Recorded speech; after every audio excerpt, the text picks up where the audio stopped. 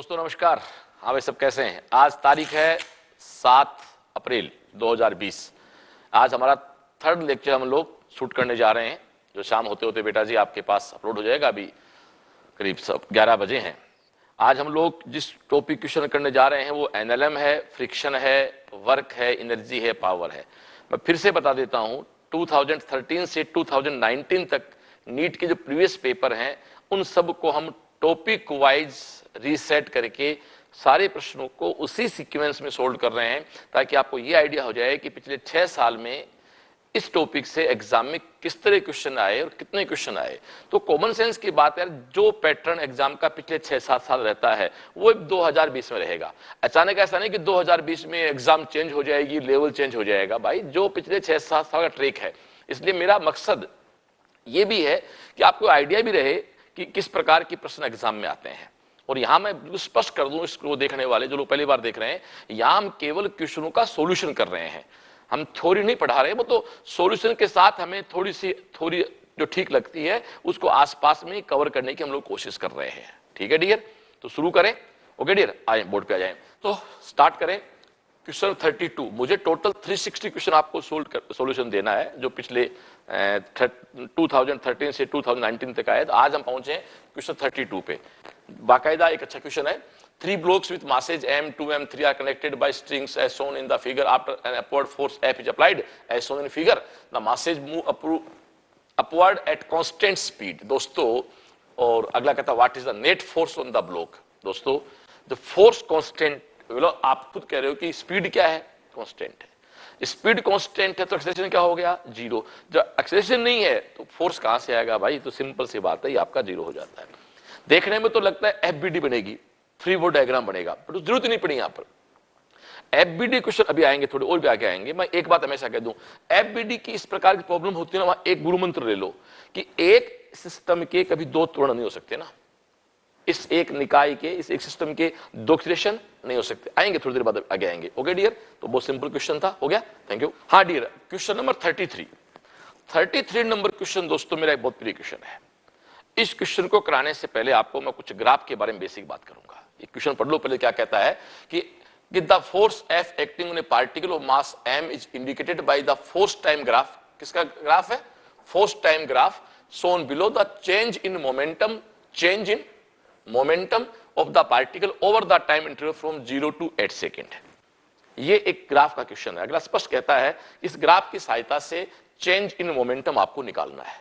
दोस्तों, मैं इस ग्राफ से पहले आपसे थोड़ा सा बाहर आता हूं। ओके, देखो डियर, सबसे पहले पर बात करते हैं विस्थापन होता है, फिर वेग होता है, फिर त्वरण होता है। Displacement, velocity, acceleration. ये शायद ग्राफ का इससे बेसिक कोई चीज कॉन्सेप्ट नहीं होता है। आप देखो, हम 3 प्रकार के ग्राफ इसके खींचेंगे, जो सिंपल 3 प्रकार से होते हैं। इधर एस लें और इधर टी लें, सब में एस और टी है। एक कर्व ऐसे आएगा, एक कर्व ऐसे आता है दोस्तों, और एक कर्व को इस प्रकार से आ गया। मान लो सपोज करो ये एस टी, ये एस और टी। ये कर्व क्या कहता है? एस और टी स्पष्ट है। इस कर्व की स्लोप देखो डियर आप, ये थीटा, आप जानते हो ये क्या बन गया? Tan theta. टेन थीटा क्या होता है? Height upon base. तो हाइट अपॉन बेस क्या है? S upon T. आप चाहो तो इसके डीएस बाई डी टी कर दो, इससे कोई फर्क नहीं पड़ने वाला। ये दोस्तों क्या बन जाता है? वेलोसिटी बन जाती है। पहला पॉइंट बड़ा शानदार। डिस्प्लेसमेंट और टाइम के बीच जो कर्व ड्रॉ किया जाता है, उसकी जो स्लोप है, वो उसकी ढाल है, वो हमेशा वेलोसिटी को इंडिकेट करती है। Is it clear? तो आप देखो, यहां स्लोप क्या है? जीरो। इसकी वेलोसिटी क्या है? जीरो। यहां स्लोप क्या है? कांस्टेंट है। वेलोसिटी क्या है? कांस्टेंट है। यहां स्लोप क्या है? वेरिएबल। तो वेलोसिटी क्या है? वेरिएबल। यानी यहां एक्सीलरेशन है। दोस्तों, एक बहुत प्यारा सा पॉइंट हो गया। आप चलो आगे चले। आप अगला प्रश्न इसी का सेम, ये बहुत अच्छे पॉइंट दान क्लास करता हूं। अब मैं V और T के बीच देखो कर्व ड्रॉ करूं। ये V और T, ये V और T, फिर वो 3 कर्व, एक कर्व, 2 कर्व, 3 कर्व। एग्जांपल कितने हो सकते हैं, मैं एग्जांपल दे रहा हूं। यहां दोस्तों फिर आप थीटा लो, फिर आप नोट करें टेन थीटा इक्वल टू वो क्या है? V by T. आप इसको चेंज ले लो, dV बाई dt। ये क्या हो जाता है? A। आ जाओ दोस्तों, कितना अच्छा क्वेश्चन है कि V और T की जो स्लोप है वो किसको इंडिकेट कर रहा है? एक्सीलरेशन को। अब आप सपोज करो कि ये स्लोप ऐसे नेगेटिव हो जाता है, तो ये एक्सीलरेशन है, रिटार्डेशन हो जाएगा, फर्क पड़ता है, त्वरण है, मंदन हो जाएगा। यहां क्या है?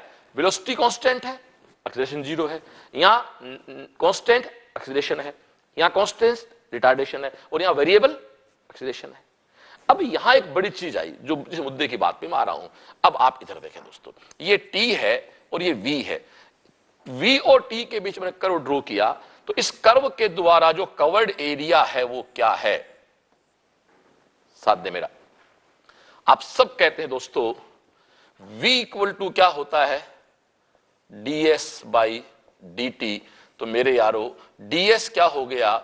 v गुणा dt। वैसे देखा जाए तो ये फिजिक्स है, मैं फिजिक्स की भाषा में बात नहीं करना चाहूंगा आपसे, मैं सिंपल भाषा में बात करना चाहूंगा। तो आपको स्पष्ट पता लग रहा है, इसको समाकलन कर दो, इसको समाकलन कर दो, यानी इसके द्वारा कवर्ड एरिया जो है वो किसको बता रहा है? डिस्प्लेसमेंट को या डिस्टेंस को। उस पर थोड़ा और आगे आऊंगा अभी। यदि सारा कर्व लाइन के ऊपर है तो सबका एडिशन करना है। कुछ कर्व का हिस्सा लाइन के ऊपर है, कुछ लाइन के नीचे है, ऊपर का प्लस होगा, नीचे का माइनस होगा। किसके लिए? डिस्टेंस, डिस्प्लेसमेंट के लिए। और डिस्टेंस आप जानते हो स्केलर क्वांटिटी होती है, उसमें सबको जोड़ कर दिया जाता है। दोस्तों मेरी इस क्लास का बहुत बड़ा पॉइंट लगता है मेरे को कि v और t की जो स्लोप है वो बताती है एक्सीलरेशन को। ऐसे v और t के भी जो कर्व है उसके द्वारा जो कवर्ड एरिया है वो किसको बता रहा है? s को।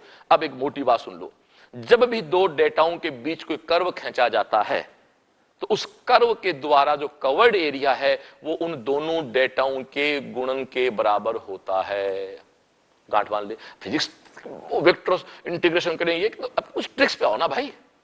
फिर सुन लो, जिन दो डेटा के बीच कर्व ड्रॉ किया जाता है तो उस कर्व के द्वारा कवर्ड एरिया, उस ग्राफ के द्वारा घेरा गया क्षेत्रफल उन दोनों आंकड़ों के गुणनफल के मल्टीप्लिकेशन के बराबर होता है। अब उन दोनों आंकड़ों का मल्टीप्लिकेशन किसके बराबर होता है ये आपकी फिजिक्स जानती है। तो मैं जो अब बात बोली है सीधा देखो, मैं आपके क्वेश्चन पे ले आता हूं। इधर क्या है? F, इधर क्या है? T। अगला साफ कहता है चेंज इन मोमेंटम। दोस्तों ये बताओ F और T के बीच जो कर्व है, भैया कहां दिमाग की जरूरत है, भूल गया क्या? F equal to dp by dt। तो ये ले मेरे यार, dp बराबर क्या है? F गुणा dt। तो F और T के बीच जो कर्व उसका एरिया निकाल दे। अच्छा एक बात सुन, देखे कुछ हिस्सा लाइन के ऊपर है, कुछ हिस्सा लाइन के नीचे है। आपको पता है मोमेंटम एक वेक्टर क्वांटिटी है, तो ऊपर का एरिया अलग निकालो, नीचे का अलग निकालो, दोनों का माइनस कर दो, तो कोई दिक्कत ही नहीं है। ये दोस्तों आपका एरिया 1, मानो इस एरिया को आप S1 कह दो, ये एरिया आपका S2 है, ये एरिया आपका S3 है। तो टोटल एरिया कितना हो गया? टोटल एरिया कितना है कवर्ड? तो पूरा कर दूं आपके लिए, 1/2, 2 मल्टीप्लाई 6, नहीं क्या? 2 मल्टीप्लाई 6। फिर ये क्या है? S2 है, इसको माइनस करना पड़ेगा ना, तो ये कितना है? 2 और 3, तो 2 मल्टीप्लाई 3 है। फिर दोस्तों फिर लाइन के ऊपर आ गया तो फिर ऊपर चला गया, तो वो कितना भाई? 8 और 4 4, ये तेरा कितना है? 4, 8 से 4 4 और ये तेरा 6 है, ये इससे कैंसिल आउट हो गया, तो ये तेरा बोती, तो ये तेरा 8 से 4 से 8 तक है और ये डिस्टेंस इसकी 3 तक है, ये डिस्टेंस इसकी 3 तक है। तो 4 मल्टीप्लाई 3, दोस्तों ये इससे कैंसिल आउट, इससे कैंसिल आउट, आंसर आपका 12 न्यूटन आ गया। ठीक है डियर, तो 12 न्यूटन आपका इसका आंसर आ गया। हाँ तो मेरी बात समझ रहे हो? लो एक बार आपसे मैं पूरा बोर्ड क्लियर कर दिया, मैं आपको फिर से बताता हूं इस चीज के बारे में। F और T के बीच ये कोई एक न्यूमेरिकल नहीं है, ये अपने आप में कॉन्सेप्ट है पूरा। F और T के बीच कर्व है। अभी आपको बताया मैंने, जब भी किन्हीं दो डेटा के बीच कर्व ड्रॉ किया जाता है तो उस कर्व के द्वारा कवर्ड एरिया उन दोनों डेटाओं के मल्टीप्लिकेशन बराबर होता है। तो आजा, F इक्वल टू क्या होता है? dp by dt। ये तो आता है ना, ये नहीं आता तो भाई साहब क्या कहूं तेरे को मैं। dp equal to f dt, ये ले, ये तो चाहे तो इसको इंटीग्रेट कर दे ऐसे। ये तो फिजिक्स की कॉम्प्लिकेटेड भाषाएं होती हैं यार, सीधी सी बात है, दोनों का मल्टीप्लिकेशन कर ले, वो जो है वो आपका dp है। dp क्यों है? Change in momentum. अगला क्या पूछता है? Change in momentum. अब तेरे को इसका टोटल एरिया निकालना है। ये लाइन से ऊपर है, देखो ये एरिया लाइन से ऊपर आएगा, ये एरिया दोस्तों लाइन से ऊपर आएगा, इन दोनों का तो मैं ऐड कर दूंगा। ठीक है डियर, और ये एरिया लाइन के नीचे है, इसको इसमें से माइनस कर दूंगा। तो मैं थोड़ा कलर चेंज कर दूं बोर्ड की सहायता से। तो दो ऊपर है, तो आप देखो ये ट्रायंगल है ना, तो 1/2, 2 गुणा 6, अब इसका भी 6, ये तेरा 12, तो 6 कैंसिल आउट हो गया, 12 बच गया, तो आंसर 12 आ गया। बता अभी कोई दिक्कत? मैं इसको इसलिए दोबारा किया है डियर, ये अपने आप में एक कॉन्सेप्ट है। Clear? Okay, thank you. Question number 34। हाँ भाई, ठीक चल रहा है सब? दोस्तों मैं फिर से कहता हूं, हम इस क्लास के माध्यम से कोई थ्योरी नहीं पढ़ा रहे हैं, हम तो अब प्रीवियस पेपर्स को डिस्कस कर रहे हैं। भाई मैं स्पष्ट कर दूं, सीएलसी ने 8 मार्च को अपना सिलेबस एंड करके हर बच्चे को कंप्लीट सिलेबस के साथ फ्री किया था, वो चाहे 11th हो चाहे टारगेट 12th हो। दोस्तों आप जानते हो हमारा फ्री अक्टूबर हो जाता है, इसलिए क्लासेज के नाम पे हमारा कुछ ड्यू नहीं था। हाँ, अब जो बच्चा हमारा 11th से 12th में कन्वर्ट हो रहा है, माफी उसको कहना चाहूंगा बेटा, जो बच्चा 11th से 12th में कन्वर्ट हो रहा है, आपके मिडास यानी मेजर टेस्ट एक तरह से चल रहे हैं। CLClive.in पे हमारे पेपर पढ़े सारे, आप वहां जाके देख सकते हैं। और बेटा 14 अप्रैल के बाद अब फैसला करेंगे कि इसमें क्या होना है, क्लासेज कंटिन्यू होंगी कि नहीं होंगी, लॉकडाउन खुलेगा कि नहीं खुलेगा, वो अपने हाथ में नहीं है। ओके, मैं क्वेश्चन पे आता हूं दोस्तों। अब question 34, A balloon with mass m is descending down with an acceleration a where a is less than g, how much mass should be removed from it is so that it starts moving up with an acceleration a। देखो इसका अर्थ बताऊं क्या आपको, इसका अर्थ ये है भाई, एक गुब्बारा है, इस गुब्बारे नीचे वजन बंधा हुआ है, तो वजन से गुब्बारा कहां आ रहा है, नीचे आ रहा है। किससे आ रहा है, ए से। अब आप इसमें से ऐसे वजन पटकते जाओ, नीचे नीचे पटक दिया, पटकते पटकते हो सकता है कि ये इतना हल्का हो गया कि ऊपर जाना स्टार्ट हो गया, बस इतना खेल है। पहले गुब्बारा किधर आ रहा है, नीचे, फिर इसमें से मास निकाल दिया आपने कोई, तो अब जो मास बचा, हो सकता है मास इतना कम रह गया कि हवा इसको वापस ऊपर की ओर या अपना ऊपर की ओर वो वापस जाए। क्लियर, इतना खेल तो है ना। आ जाओ, तो भाई देखो फर्स्ट केस, फर्स्ट कंडीशन क्या है इसकी, फर्स्ट कंडीशन अपन देख लेते हैं। ये आपका ये बैलून है, ठीक है डियर, नीचे आ रहा है, इट क्लियर, आपका बैलून है जो नीचे आ रहा है। किससे आ रहा है भाई, एक्सेलरेशन से आ रहा है। माना इसका मास कितना है, m, इस पे कौन लग रहा है भाई, g लग रहा है, कहने की बात ही नहीं है। तो बिल्कुल दोस्तों एक सिंपल से एस्पेक्ट के साथ ये आपका बैलून नीचे आ रहा है। लेकिन आप मान के चलो हवा का अब थ्रस्ट फोर्स ऊपर लगता है ना, ध्यान दो, ये बैलून है, इस पे दोस्तों mg किधर लग रहा है, नीचे की ओर। लेकिन हवा का एक force F B for balloon बोल देता हूं, अब उत्प्लवन बोलते हैं, हवा धक्का तो देगी ना ऊपर, लेकिन ओवरऑल बॉडी कहां रही है, दानचाओ क्लास का एक गुब्बारा है, mg नीचे खींच रहा है, अब थ्रस्ट फोर्स ऊपर की ओर जा रहा है, बट ओवरऑल गुब्बारा किधर आ रहा है, नीचे की ओर। तो भैया भारी कौन हो गया, मतलब बड़ा कौन हो गया, mg। तो दोस्तों इसकी इक्वेशन बनेगी mg minus F B equal to capital M, एक ही बात है, कैपिटल एम बोल दो स्मॉल एम बोल दो, मल्टीप्लाई ए। ए क्यों कह दिया, क्योंकि बॉडी किससे मूव कर रही है, ए से। अब आप आ जाओ, कलर चेंज कर लेते हैं बोर्ड का अपने का। अब देखो, अब ये क्या कहता है, यही बैलून है, कितना मास बाहर पटक दूं, माना कि मैंने इसमें से एम नोट मास बाहर पटक दिया, ये तो क्वेश्चन पूछ रहा है, देखो इधर वो दो, how much mass should be removed, बाहर पटक दिया, माना एम नोट मास बाहर पटक दिया, तो कितना मास बचा भैया, m माइनस m नोट। अब देखो एफ भी किधर लग रहा है बैलून पे, हवा तो वही है ना, अरे हवा तो वही है, वातावरण तो वही है ना, वो किधर है, ऊपर की ओर। mg किधर है, बट mg नहीं, यहां क्या होगा, m नोट g। क्यों भाई, बात पड़ रही है, m minus m note g, ये किधर है, नीचे की ओर। और अगला खुद कहता है कि स्पष्ट है कि with an acceleration it starts moving up an acceleration with a, और उसी ए से, मैं कलर चेंज कर दूं आपके लिए, ये उसी ए से ऊपर की ओर जाना स्टार्ट हो जाए। Is clear. तो अब इस बार ऊपर की जा रहा है, तो बताओ कौन किस में माइनस होगा, ऊपर की ओर जा रहा है ना, तो बड़ा कौन हो गया, ऊपर वाला। तो भैया ऊपर वाला बड़ा हो गया, तो डी सीधी सी बात है। अब इक्वेशन क्या बनेगी, F B, yes F B minus M nought minus g equal to किससे जा रहा है ऊपर, m minus m nought a. बोलो हाँ है ना।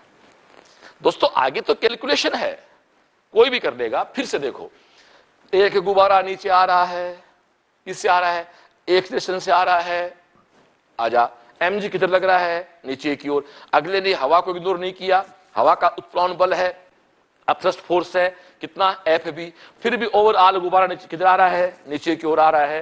किस एक्सेलरेशन से आ रहा है, एक्सेलरेशन से आ रहा है। तो बड़ा माइनस छोटा, बड़ा कौन, mg माइनस एफ बी बराबर ma। अब वो कहता है कितना मास बाहर पटक दूं, माना m नोट बाहर पटक दिया, तो मास कितना बचा, m माइनस m नोट। और वो कहता है कि ऐसा करते ही वो a की ओर ऊपर की ओर जाना स्टार्ट हो गया, तो अब बड़ा कौन हो गया, F B minus m minus m naught multiply g नीचे की ओर, और इन दोनों के रिजल्टेंट के बाद भी अब हमारा बैलून कहां जा ऊपर, m माइनस एम नोट ए। क्लियर? बस इन दोनों का लो मैं आपके लिए थोड़ा सा सॉल्यूशन पूरा कर दूं। ए मिटा दो इसको, तो मैं आ जाओ, ये आपके लिए कर देता हूं dear. M g minus F B equal to M a, और वो क्या है डियर, तो खुद देख, F B minus M nought multiply g equal to M minus M nought equal to a. Very good. चलो डियर, दो इक्वेशन है, अब तो आपका एक टाइम पास कर रहा हूं मैं। M g minus m g plus m note g equal to M a plus m a minus M note a. ठीक है डियर, ये आपका हो गया दो इक्वेशन। अब आप देखो ये सब हो गया, अब अपने को निकालना क्या है, अपने को remove should be mass remove, यानी अपने को एम नोट निकालना है। तो ये आपकी मेरी इच्छा नहीं है, जैसा अगला कहता है वैसा वैसा करना होगा। आप देखिए डियर, इस एम जी से इस एम जी को आप कैंसिल आउट कर दें, ठीक है, बस हो गया मेरा काम। देखो तो M note g equal to, इधर आओ, two M a minus M note a. Okay dear, M nought इधर ले लो, तो इधर लू एम नोट को, इधर लू एम नोट को, तो एम नोट जैसे इधर लूंगा मैं, क्या इसके अंदर क्या रहेगा, ए प्लस जी इक्वल टू क्या है, टू एम ए। अभी कोई गड़बड़ है क्या? अरे हो गया ना, two M a upon a plus g, two M a plus upon a plus g. ये लो 34 का दोस्तों आंसर क्या आ गया, फर्स्ट आंसर हो गया। बताओ कोई दिक्कत है क्या इसमें भाई? आराम से हो गया ना, कहीं कोई दिक्कत नहीं है जी। ये आपका क्वेश्चन हो गया दोस्तों। हाँ तो दोस्तों अब हम क्वेश्चन नंबर 35 पे आते हैं, जो AIPMT 2015 में आया है। और ये कोई एक, फिर से कहता हूं, ये कोई प्रश्न नहीं है, ये अपने आप में फिर FBD का पूरा कॉन्सेप्ट है। देखो एग्जाम में एक कॉन्सेप्ट पे क्वेश्चन बनते हैं इस, और हमारा जो सॉल्यूशन का मकसद वो यही है कि एक क्वेश्चन उठा रहे हैं तो हमारे क्वेश्चन भी हो रहे हैं, और उस क्वेश्चन के आसपास की हमारी पूरी थ्योरी भी हम लोग हमारी भाषा में लपेट रहे हैं, कवर कर रहे हैं। यहां FBD की बात करेंगे, फ्री बोर्ड डायग्राम। दोस्तों मैं इस न्यूमेरिकल को मेरे हिसाब से कन्वर्ट कर लूं, माना ये मास एम ए है, ये मास एम बी है, और ये मास एम सी है, और डियर ये इस पे फोर्स एक एफ लग गया, इसका मास 4 kg 2 kg 1 kg है। ये अब आप थोड़ा सा एक सीन देखो, ये रस्सी नहीं है, समझा है, अलग से बढ़ा के मैंने समझा है।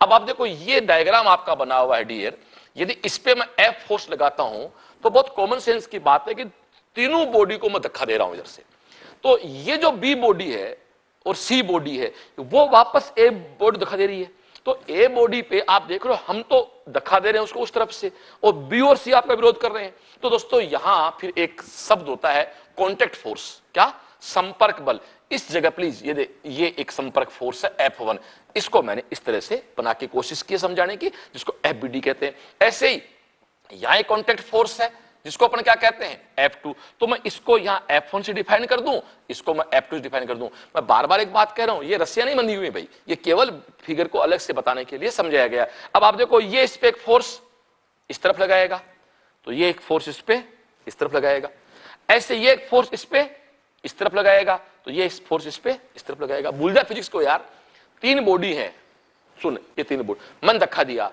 इस एक को मैं धक्का इधर से दे रहा हूं, तो बता बी और सी क्या करेंगी, मेरे धक्का विरोध करेंगी ना। तो विरोध करने का मतलब क्या हुआ, धक्का देना हो गया ना, पुश करना हो गया, बस हो गया मेरा काम। ये FBD हो गई, समझ ले भाई, सुन ले, ये समझ में आ गया तो आगे तो फिर अप्लाई इसको करना क्या है। अरे भाई हमने LKG में एक बार ही पढ़ा था, A फॉर एप्पल, A से लेके Z तक यार, उसके बाद A से Z हमारे काम नहीं आया है क्या, बस जिंदगी में चीजें काम आती रहती हैं। तो आ जाओ डियर, क्या कहता है कि ये आपका बोर्ड फिगर था, इसको FBD बनाया।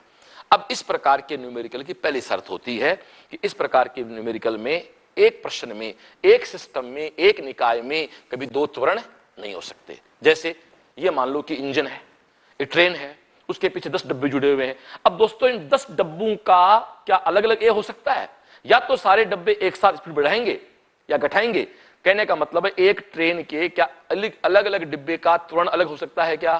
कभी नहीं हो सकता। वेग अलग हो सकता है क्या? हाँ, सबका एक साथ घटेगा, सबका एक साथ बढ़ेगा। तो बहुत बड़ा मैटर है। इस प्रकार के न्यूमेरिकल में ए हमेशा एक रहे, एक मतलब एक वैल्यू रहेगी। आ जाओ जी, तो ए निकालो। तो dear F equal to, common sense की बात है, F equal to M a. अब एम क्या है? M1 plus M2 plus M3 या MA ले लिया, एक ही बात है। मैं M1 बोलूं MA बोलूं, इसको तो समझने की कोशिश करना दोस्तों। ये क्या हो गया? MA plus MB plus MC गुना A। तो A equal to F upon MA MB और MC। F का मान कितना है? 14। फिर MA 4, MB 2 1। 14 अपॉन 7 क्या आ गया? 2। लो डियर, एक बातों बातों में आपका इसका एक क्वेश्चन का पार्ट भी पूरा हो गया। 2 मीटर पर सेकंड स्क्वायर। मेरी बात याद रखना, कैलकुलेशन एग्जाम में कहीं मुश्किल नहीं आती। अगर 14 लिया है, नीचे 7 ही लिया है, 6 नहीं लिया है। 2 मीटर पर सेकंड स्क्वायर। क्लियर? बता दो इसको, आ जाओ। तो डियर, सबसे पहली बात तो यह है कि इस प्रकार के जब न्यूमेरिकल्स होते हैं उसमें कॉमन ए निकलता है, और यहां मैं उसको लिख दूं, वो कॉमन ए होता है एफ इक्वल टू ए लो जी, मास का जो सीधी सी बात, टोटल मास कर दो कैसी भी यार, आपकी मास को सम कर दो। अब आ जाओ, अब देखो ये F1 है। अब आप इस बॉडी पे आ जाओ, आऊं तो इस बॉडी पे देखो F1 धक्का इधर से दे रहा है, F2 धक्का उधर से दे रहा है। बताओ बड़ा कौन? अब आपको हमें क्या पता बड़ा कौन? अरे भाई सिस्टम ओवरऑल किधर जा रहा है? तो थोड़ा कलर चेंज करते हैं इसका अपन। सिस्टम दोस्तों ओवरऑल आपका इधर जा रहा है ना, तो सिस्टम उधर जा रहा है। फोर्स वेक्टर क्वांटिटी होती है, तो कौन सा वेक्टर प्रभाव अधिक दिखा रहा है? F1। Yes, thank you dear. तो आपका बन जाएगा F1 minus F2 equal to क्या जी? M B multiply a. बोलो है ना भाई? आपकी जो, मैं बहुत आराम से कर रहा हूं क्वेश्चन, प्लीज केवल एक न्यूमेरिकल नहीं करवा रहा हूं मैं, एफबीडी डिस्कस कर रहा हूं कंप्लीट। तो इस बॉडी पे टोटल फोर्स क्या होगा? F1 minus F2। वो क्या करेगा? इसको मोशन करेगा, लाज ऑफ मोशन जो होता है, तो M गुना ए होता है, तो एम बी ए। अब आप दोस्तों इस MC पे आ जाओ, तो ये क्या है जी? तेरे सामने एक फोर्स है F2, तो व्हाट इज F2? वो क्या है डियर? MCA। M right? और यदि आप इस F की बात करेंगे, तो F की बात करो, तो आप F की बात करो, तो आप इस बॉडी पे आओ। चलो थोड़ा सा लेंदी हो जाएगा, लेकिन कर दे, कोई दिक्कत नहीं, पूरा सोल्व करेंगे भी अपन। लास्ट में तो इसका फॉर्मूला मेरे पास है, मुझे फॉर्मूले पे आना है, बट मैं पूरा करना चाहूं आपके लिए दोस्तों। F minus F1 equal to क्या आएगा? MAA। क्लियर? देखो पूरी बॉडी फोर्स कौन लग रहा है? F। यहां क्या लग रहा है? F minus F1। यहां क्या लग रहा है? F1 minus F2। यहां क्या लग रहा है? F2। इसको बोलते हैं फ्रिक्शनल। आपका जो बल है वो विभाजित हो गया एक तरह से, अलग अलग बॉडी पे अलग अलग हो गया। क्लियर? अब डियर हम इन तीनों का सॉल्यूशन करेंगे, मैं पूरा बोर्ड पे सोल्व करूंगा एक बार आपके लिए। अब इन तीनों को हम सॉल्यूशन करेंगे, तो डियर एक बार इसको मिटा देता हूं मैं, ताकि आपके लिए थोड़ा सा ये इजी हो जाए। तो मेरी पहली इक्वेशन क्या बनी? आप मेरे साथ में, F minus F1 equal to क्या बना? MAA। मेरी दूसरी इक्वेशन क्या बनी? F1 minus F2 equal to क्या बनेगा? बोलो बोलो, MB मल्टीप्लाई A। और थर्ड इक्वेशन क्या बनेगी मेरी? F2 equal to MCA। Right? अब ऐसा करो, F2 को रिप्लेस करो। तो F2 को रिप्लेस अपन करेंगे, आजा। तो F1 जहां F2 लिखा हुआ है वहां क्या आएगा रे? MCA। बोल बोल, हाँ ना, जल्दी बोल, ये MBA। अब तेरे सामने F1 क्या आ गया रे? उसको उधर ले जा दोस्तों, क्या बन गया? MB plus MC multiply A। ये तेरा कौन आ गया भैया? बोल पुत्र, F1 आ गया। A की वैल्यू पुट कर ले, कलर चेंज तेरे लिए मैं, तो A की वैल्यू पुट करेंगे, तो इसको मैं B को अपनी भाषा में ये कह दूं, ये B और ये तेरा C, और ये F क्या था? याद कर, ये F क्या था? ये A क्या था तेरा? F upon M। तो टोटल तेरा F आ गया upon MA plus MB plus MC। ये ले। अब घर की बात यह है कि फर्स्ट बॉडी पे तेरे को फोर्स निकालना है, तो जो पीछे कौन बच गई? 2, उनको डिवाइड कर दे A से। इसी तरह से अब यदि तू इसका F2 निकालना चाहे, तो तेरे सामने F2 ये पड़ा, F1 ये हो गया, F वो हो गया, तेरे सामने तीनों न्यूमेरिकल आ गए भाई। क्लियर हो गया? अब यदि इसको फिर से अपन शॉर्ट एंड स्वीट में करें तो आप खुद देखो दोस्तों, F2 इक्वल टू क्या आया था रे, MC मल्टीप्लाई A, बोलो हाँ या ना। और F1 इक्वल टू क्या आया, MB plus MC multiply A। Okay dear, और कैपिटल F की बात करें, आ जाओ, कैपिटल F की बात करोगे तो कैपिटल F तो तेरे सामने A मल्टीप्लाई सिग्मा M है, तो दोस्तों वो क्या है, MA MB MC multiply A। लो जी, मैंने पहले कहा न्यूमेरिकल सोल्व करना मेरा मकसद नहीं है केवल दोस्तों। F1 यानी देखो यहां F है तो तीनों मास को मल्टीप्लाई कर दो A से, F1 है तो दोस्तों 2 को मल्टीप्लाई कर दो, F2 है तो लास्ट को मल्टीप्लाई कर दो। अब आपको एग्जाम में इतना नहीं करना है, एग्जाम में क्या करना है, यहां खड़े हो तो जितने मास हैं मल्टीप्लाई से कर दो, यहां खड़े हो, जहां खड़े हो उसके आगे कितने मास हैं आप पुश कर रहे हो ना, उनको दोस्तों मल्टीप्लाई कर दो। इतनी बात तो हुई। चलो अब इस क्वेश्चन में क्या पूछता है, ए व बी के बीच का कॉन्टेक्ट फोर्स, ये लो जी, ये तेरा ए और बी के बीच का कॉन्टेक्ट फोर्स F1 है, तो मैं सीधा तेरा F1 कर दूं यहां। तो F1 क्या है, MB प्लस MC, MB कितना है 2, MC कितना है 1, ठीक है डियर।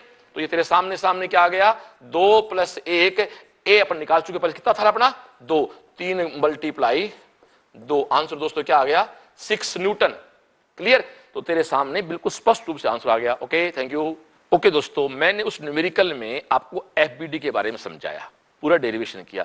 अब मैं इस FBD का शॉर्ट जो आपको एग्जाम में याद करना है उसकी बात करता हूं। इसको तो हमने धक्का दिया था, ऐसे हम रस्सी की सहायता से खींच भी सकते हैं। ये 2 FBD दोनों बना दूं, बात शुरू करूं वापस से तेरे लिए, आ जा भैया। देख लड़के, यहां मैं इसको कहूंगा M1 M2 और M3, और ये आपका दोस्तों फोर्स लग गया F, ठीक है। अब आपको यहां पर इनका सबका कॉन्टेक्ट फोर्स निकालना है। तो यहां कॉन्टेक्ट फोर्स क्या है F1, यहां कॉन्टेक्ट फोर्स क्या है F2, मुझे इनके कॉन्टेक्ट फोर्स निकालने हैं। ओके डियर, तो मैं इसको इस तरह ड्रॉ करूंगा, मैंने पढ़ा दिया अभी, बस थोड़ा सा शॉर्ट और अच्छा, क्यों मुझे लास्ट में भी मेरा काम लास्ट में तैयारी कराना कंपटीशन की, सीधी सी बात है। हमारा मकसद है ऑब्जेक्टिव एग्जाम को क्रैक कैसे किया जाए, ठीक है डियर। तो ये इस पे इधर फोर्स लगाएगा, इधर फोर्स लगाएगा, इधर फोर्स लगाएगा, क्यों, हाँ भाई सही है ना, इधर फोर्स लगाएगा, ये फोर्स कौन हो गया F1, ये फोर्स कौन हो गया F2। अब इस न्यूमेरिकल में डेरिवेशन नहीं करेंगे बार बार, अब सीधा ट्रिक पे आएंगे। सबसे पहले आप इस प्रकार के न्यूमेरिकल का A बताओ, तो A इसका होगा F बटे M1 plus M2 plus M3। Okay, ये कुल F आ गया। अब आपको F1 निकालना है। ओ भाई दिमाग मत लगा, F1 इस आगे कौन है रे, M2 M3 है ना, बस इतना याद रखे, M2 M3 multiply F upon M1 plus M2 plus M3। तेरे को F2 निकालना है। ओ भाई F2 किसको दिखा मार रहा है, किसको, M3 को, तो बस ये तेरा M2 M3, ये तेरा कौन हो गया M3 multiply F M1 M2 और M3। अब बस ये है, ये FBD है। क्लियर हो गया। अब एग्जाम में सीधा टेक करेंगे इस पेपर, जहां आप खड़े हो उसके आगे जो मास है उस मास को मल्टीप्लाई किससे कर दो, A से, और A क्या होता है F अपॉन, तो आप खुद देखो यारो, अगले मास से मल्टीप्लाई। Okay thank you. यहां हम इनको पुश कर रहे थे, धक्का दे रहे थे, अब इनको हम पुल करते खींचते, तो खींचेंगे तो रस्सी बांधनी पड़ेगी ना। हाँ एक बात सुनना, हमारी मेडिकल में जो क्वेश्चन आते हैं वहां रस्सी का मास काउंट नहीं होता, ये IIT वगैरह में अलग बातें होती हैं। एक तरफ सुन लो भाई, IIT और मेडिकल की फिजिक्स में बहुत बड़ा फर्क है भाई, रात दिन का फर्क है। फिजिक्स नीट की फिजिक्स का लेवल जहां खत्म होता है भाई, रियल IIT एडवांस तो उससे ऊपर जाके स्टार्ट होता है। इसलिए मैं अक्सर एक बात कहता हूं कि मेडिकल का स्टूडेंट मेडिकल बुक से पढ़े, और मैं तो इस वीडियो के मैं साफ कहता हूं भैया NCERT पढ़ लो या एक गाइड यूनिवर्सल की, यदि आप वो पूरी किताब ढंग से निकाल लो ना मेडिकल वालों, तो मैं नहीं मानता कहीं भी आप 160 या 170 से नीचे मार्क्स आपके आ सकते हैं। एवरेज बच्चे के आ सकते आए हमारे यहाँ, तो भाई मैं नाम कोट नहीं करूंगा, ऐसे बच्चों के 160 मार्क्स एग्जाम में आए जो CLC के माइनर में कभी 100 नंबर पार नहीं करते थे, बट लास्ट टाइम बात मान गए थे और 2 महीने मेहनत कर जाते हैं और ठोक जाते हैं। अब दोस्तों अपन FBD दूसरे पे आते हैं। लो चलो जी, एक बॉडी और इस बार ये F से खींच रहा है M1 M2 और M3। तो कॉमन सेंस की बात है यार, जब खींचना है तो रस्सी बांधनी पड़ेगी ना, कोई फर्क नहीं ज्यादा।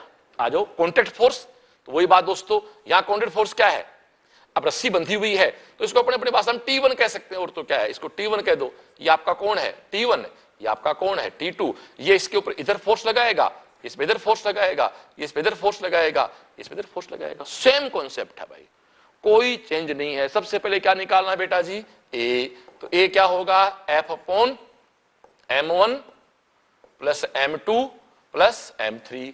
ठीक है, अब तेरे को F निकालना है, कुल F निकालना है। तो कुल F क्या हो गया रे, M1 plus M2 plus M3 multiply A। अब A को बार बार निकालूंगा। अब तेरे को T1 निकालना है, मैं यहां डेरिवेशन नहीं करूंगा, फिर तो मतलब क्या है ट्रिकी क्लास का। T1 निकालना है तो किसको खींच रहा है, M2 plus M3 multiply A। और दोस्तों तेरे को T2 निकालना है, किससे मल्टीप्लाई कर दो, M3 मल्टीप्लाई A। लो जी, आपका आंसर आ गया। Okay, thank you. हाँ डियर, क्वेश्चन नंबर 36 नीट 2017 में आया है। 2017 एक अच्छा नीट का एग्जाम होता, अच्छा पेपर आए थे। देखो ये कहता है 2 blocks A and B masses 3m and m मतलब kg है, respectively are connected by a massless and extensive string. The whole system is suspended by a massless spring as shown in figure. The magnitudes of acceleration of A and B immediately after the string is cut after। देखो सुनो दोस्तों, पहली बात तो इस numerical में ना तो रस्सी का मास लिया है, ना स्प्रिंग का मास लिया है, ना फ्रिक्शन लिया। बहुत ही सिंपल प्रॉब्लम, नीट में प्रॉब्लम बहुत सिंपल होती है। अगला साफ कहता है कि दोस्तों ये एज एक स्प्रिंग है, तो एक स्प्रिंग है, उसके आप अपने प्रैक्टिकल लाइफ में हो, एक 3m का मास लटका हुआ है, रस्सी बंधी हुई है, नीचे m का मास लटका हुआ है। स्प्रिंग और रस्सी कोई इसमें मीनिंग है नहीं, मतलब मास का मीनिंग है नहीं। अगला साफ कहता है कि डोरी को काट देने के तुरंत पश्चात A व B के त्वरण के परिणाम क्या होंगे, स्पष्ट कहता है। आप जुड़े हुए हैं, इसे पूरे निकाय को दर्शाया गया है। डोरी कौन सी है वाली, ए इस डोरी को यहां से बंदा काट देता है। ठीक है, जब ये डोरी नहीं काटता है, पहले उसकी बात करो।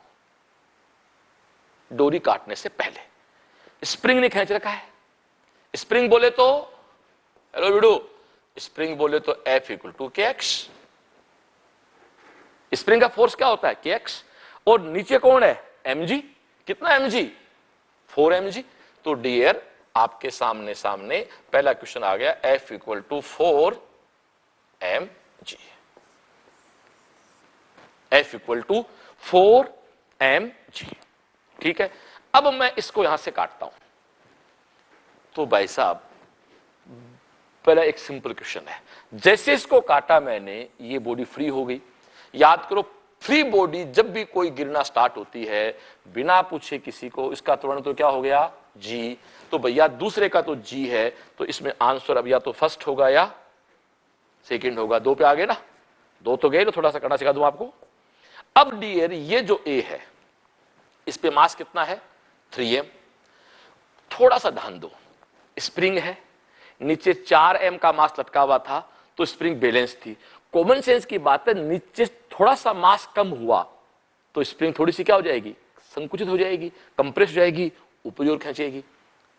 mg किधर है, नीचे की ओर। स्प्रिंग क्या है, KX। फिर भी ओवरऑल स्प्रिंग किधर जा रही है, ऊपर की ओर। तो बड़ा कौन हुआ, KX। हेलो, बड़ा कौन हुआ, KX। तो KX माइनस नीचे mg, कितना mg, 3 mg equal to overall system किधर जा रहा है, ऊपर। किस A से, माना किससे जा रहा है, A से। तो वो क्या आएगा, 3 ma। राइट, बस। What is KX, 4 mg। 4 mg minus 3 mg equal to 3 ma। m cancel out है दोस्तों, ये A कैंसिल आउट है, तो A इक्वल टू क्या आ गया, G/3। तो ये G/3, तो ये आपका आंसर हो गया। ये गलत हो गया, बोलो हाँ या ना, थैंक यू। हाँ तो दोस्तों ये भी अपने आप में एक बहुत अच्छा क्वेश्चन है। क्वेश्चन क्या सुनो, कि खिलौना है जो इलेक्ट्रिक फील्ड में मूवमेंट कर रहा है, और अगला साफ कहता है कि पहले 1 सेकेंड में वो रेस्ट कंडीशन से स्पीड रवाना होके 6 मीटर पर सेकेंड तक का वेग प्राप्त कर लेता। सीन देखो, ये खिलौना है, फील्ड लगाया, 1 सेकेंड में इसका वेग 0 से कितना हो गया, 6। और यहां आते ही हमने केवल फील्ड की डायरेक्शन चेंज की है, फील्ड की वैल्यू चेंज नहीं की है, डायरेक्शन चेंज की। तो इसका मतलब दोस्तों आगे फिर उसमें एक ब्रेक लग गई, ये जाके रुकेगा, और रुकने के बाद वापस ये घूम के आएगा। एक तरह से ये प्रश्न इस प्रकार से हो, पहले यहां तक जाएगा, फिर यहां तक जाएगा, और फिर दोस्तों वापस घूम के ऐसे आएगा। तो कॉमन सेंस की बात है, इसमें डिस्टेंस अलग आएगी और डिस्प्लेसमेंट अलग आएगा। हम बात शुरू करते हैं। तो सबसे पहले आप देखो, ये स्टार्ट यहां से हुआ u इक्वल टू 0 से और v इक्वल टू आया 6, कितने सेकंड में पुत्र? t1 सेकंड में। तो यहां a निकाल लो, v equal to u plus at। तो v तेरा 6 है, u तेरा 0 है, a तेरे को फाइंड आउट करना है, t की वैल्यू 1 है। तो दोस्तों ये 1 है, तो तेरे सामने a इक्वल टू आ गया 6 मीटर पर सेकंड स्क्वायर।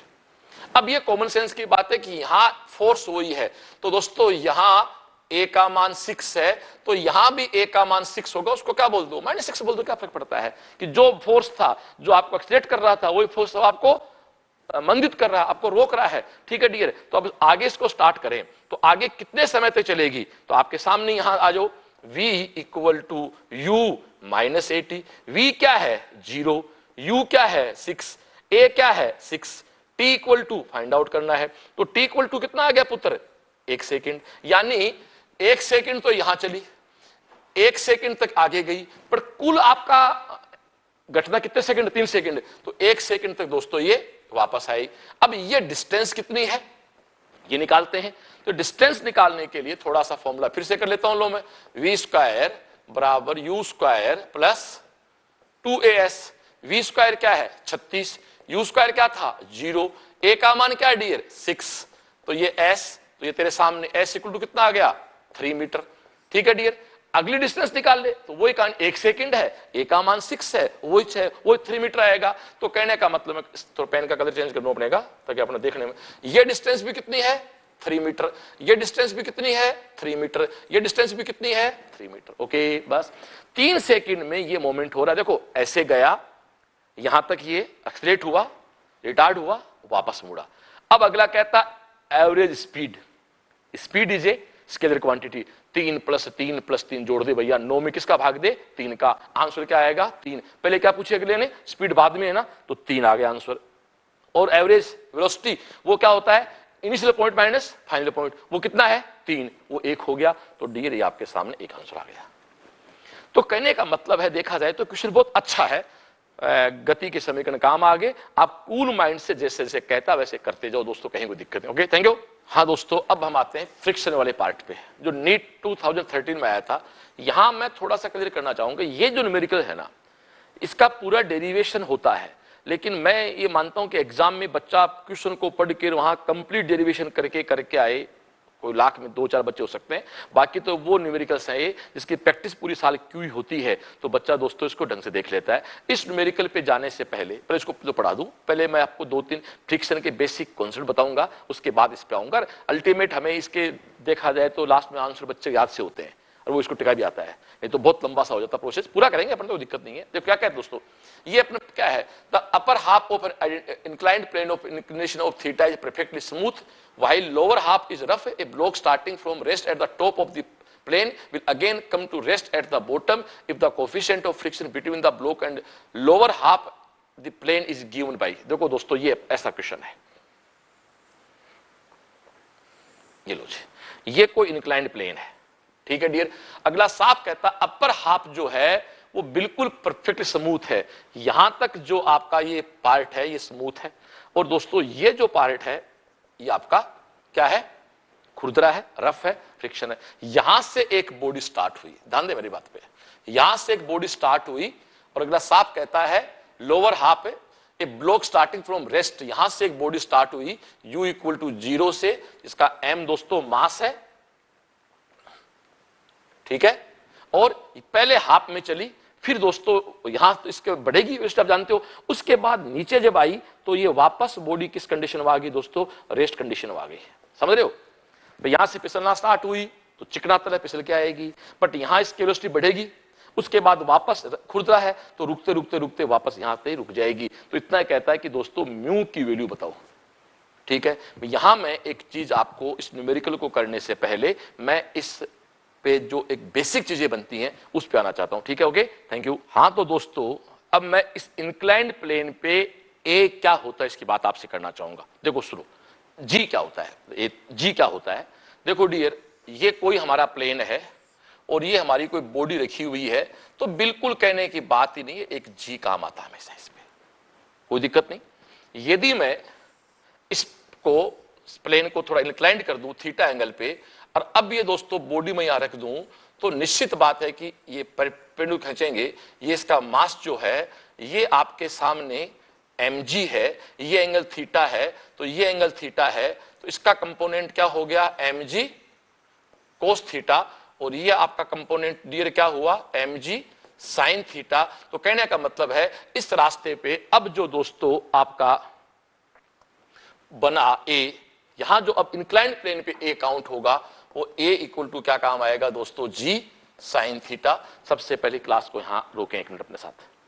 यदि समतल प्लेन है तो क्यों कौन काम आता है, g, और इंक्लाइंड प्लेन कर देते हैं, थीटा एंगल पे इंक्लाइंड है और उस पे कोई बॉडी मूव कर रही है, वो चाहे अप हो डाउन से फर्क पड़ने वाला है, तो उस पे तुरंत होगा g साइन थीटा। बोलो हाँ या ना। बट ये फ्रिक्शनलेस है अभी, क्लियर, ओके थैंक यू। हाँ तो डियर अभी मैंने क्या बताया कि किसी फ्रिक्शनलेस इंक्लाइंड प्लेन पे a replace by g sine theta. अब इंक्लाइंड भी है, ध्यान चाहूं क्लास का, और फ्रिक्शन भी है यानी रफटप भी है। प्लेन रफटप कैसे होती है, इंक्लाइंड कैसे होती है, एक चीज बताने जा रहा हूं, हो सकता है टेक्निकली कई बार गलत लगती है, लेकिन एक कॉम्पिटिटिव एग्जाम फिट है भाई साहब। देखना, ये कोई बॉडी है, ठीक है डियर, नॉर्मली हम क्या कहते हैं, F इक्वल टू mg, ऊपर की ओर कौन आपका r, ठीक है डियर। आप इसके ऊपर इधर कोई फोर्स लगाओ F, तो इधर इस पे फ्रिक्शन होगा। फ्रिक्शन वैसे इंडिकेट एक्चुअली यहां किया जाता है, कोई खास बात नहीं, यहां से इसको दिखाते देखा जाए तो, लेकिन अपन ये भी कह सकते हैं कि इसको यहां भी दिखा सकते हैं, थोड़ा समझने चीजें होती हैं ये। तो दोस्तों F से आप इसको खींच रहे हैं, F इसका फ्रिक्शन, आप जानते हो फ्रिक्शन हमेशा गति के उल्टा लगता है। mg नीचे की ओर है, F की बजाय इसको केवल अपन mg कह दें, mg नीचे की ओर है, r ऊपर की ओर है, ये बैलेंस कंडीशन है, कहीं कोई प्रॉब्लम नहीं है। और इस न्यूमेरिकल्स में जब जब बात आती है हमेशा F इक्वल टू क्या आता है, mg आता है। बस थोड़ा सा ट्रिकी है मामला भाई, थोड़ा सा ट्रिकी है दोस्तों, सब कुछ वैसा ही है। यदि स्मूथ प्लेन सरफेस पे कोई बॉडी रखी हुई है तो हम F की जगह इक्वल टू mg काम लेते हैं। मैं फिर से कह रहा हूं, हो सकता है टेक्निकल में जो बोल रहा हूं कई बार गलत लगे, बट न्यूमेरिकल में बेस्ट है। यदि ये सरफेस खुरदरी कर दूं, रफ टफ कर दूं, फ्रिक्शन पैदा कर दूं, तो कुछ नहीं करना दोस्तों, जो F mg है प्लीज उसको रिप्लेस कर दो F equal to mu mg से।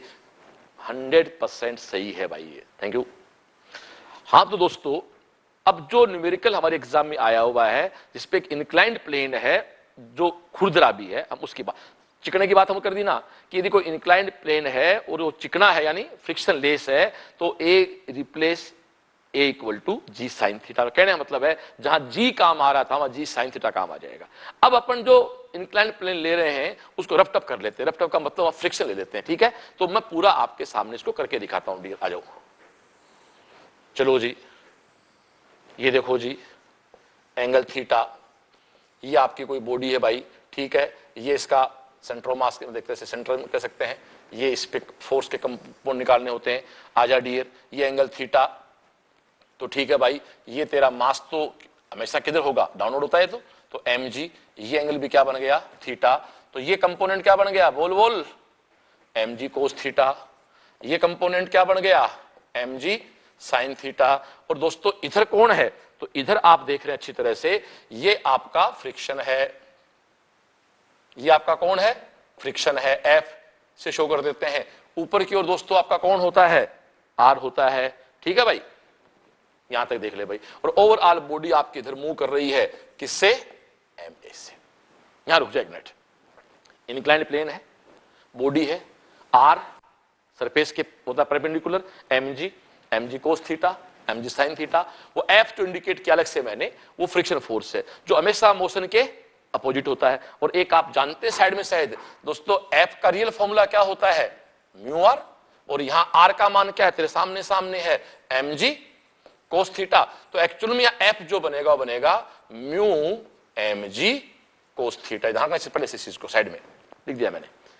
F हमेशा R को बैलेंस करता है ना, F हमेशा R को बैलेंस करता है, बट यहां फ्रिक्शन है तो म्यू आर को बैलेंस कर रहा है। R किसके बैलेंस कर रहा है, म्यू जी कोस थीटा। तो यहां दोस्तों F हो गया म्यू mg कोस थीटा। अब अपन इस मोमेंट की बात करें, बॉडी किधर आ रही है, नीचे की ओर, फोर्स लग रहे हैं 2, तो बड़ा कौन सा होगा, जो नीचे की ओर है, तो वो कौन है भैया, शुरू हो जाए मेरे साथ, M g sine theta minus F लिख दूं इक्वल टू क्या है, एम ए। सिंपल, हमें क्या निकालना है, एफ निकालना है या हमें ए निकालना है, तो कोई दिक्कत नहीं डियर, आप वैल्यू पुट कर दें। आ जाओ जिधर आ जाओ, m g sine theta minus F, F क्या है mu m g cos theta equal to क्या dear, m a, m m m cancel out, देख कितना सुंदर हो गया रे, a equal to g sine theta minus mu g cos theta. बस इसको याद करने का तरीका लिखे, यदि इंक्लाइंड प्लेन चिकना होता तो केवल जी साइन थीटा है, अब भाई इसमें से mu g cos theta minus कर दे, ये तेरे को लास्ट में भाई याद करना पड़ेगा। तू कहता नहीं नहीं मैं तो रट्टा नहीं मारूंगा, तो भाई कोई दिक्कत निकाल ले प्रभु, कौन मना कर रहा है। अब इसको मैं उस प्रश्न पे जाके अप्लाई करता हूं। Okay thank you. आए अब क्वेश्चन पे आए। हाँ तो डियर अब हम आता हूं इस क्वेश्चन पे आता हूं। मैंने पहले कहा था हम प्रश्नों का सॉल्यूशन करवा रहे हैं, आसपास की थ्योरी को लपेट रहे हैं, क्योंकि भैया ये क्लास चल रही है अप्रैल में, आज 7 अप्रैल है, जुलाई का महीना नहीं है कि जब पूरा पढ़ाया जाए विस्तृत। अभी तो हमें इस नीट के लिए प्रिपरेशन करवानी है एक बार, तो ये क्लासेज हमारी नीट के लिए है जो मई के लास्ट तक होने वाली है। अब देखो डियर, अब जो पढ़ा उसको अप्लाई कर दूं मैं। ए देख भैया इसमें थोड़ी सी जगह की प्रॉब्लम है, तो डियर आप देखें,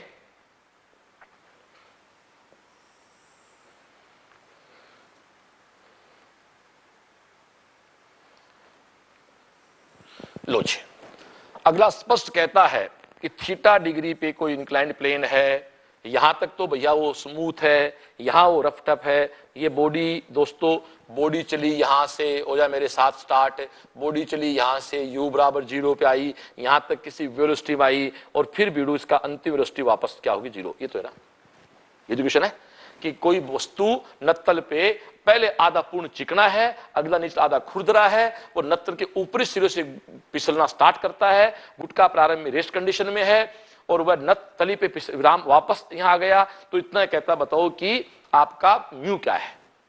तो ठीक है डियर, इसको पॉइंट ए कह दें, इसको पॉइंट बी कह दें, इसको पॉइंट सी कह दें।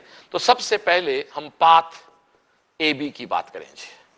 ठीक है डियर, ए बी पाथ की बात करें और यहां की निकालें इसकी वेलोसिटी क्या है। तो याद है ना, इस पार्ट पे दोस्तों कौन काम आएगा, जी साइन थीटा। एग्री, अब याद रखना पड़ेगा, इंक्लाइंड प्लेन है, चिकना है, जी साइन थीटा।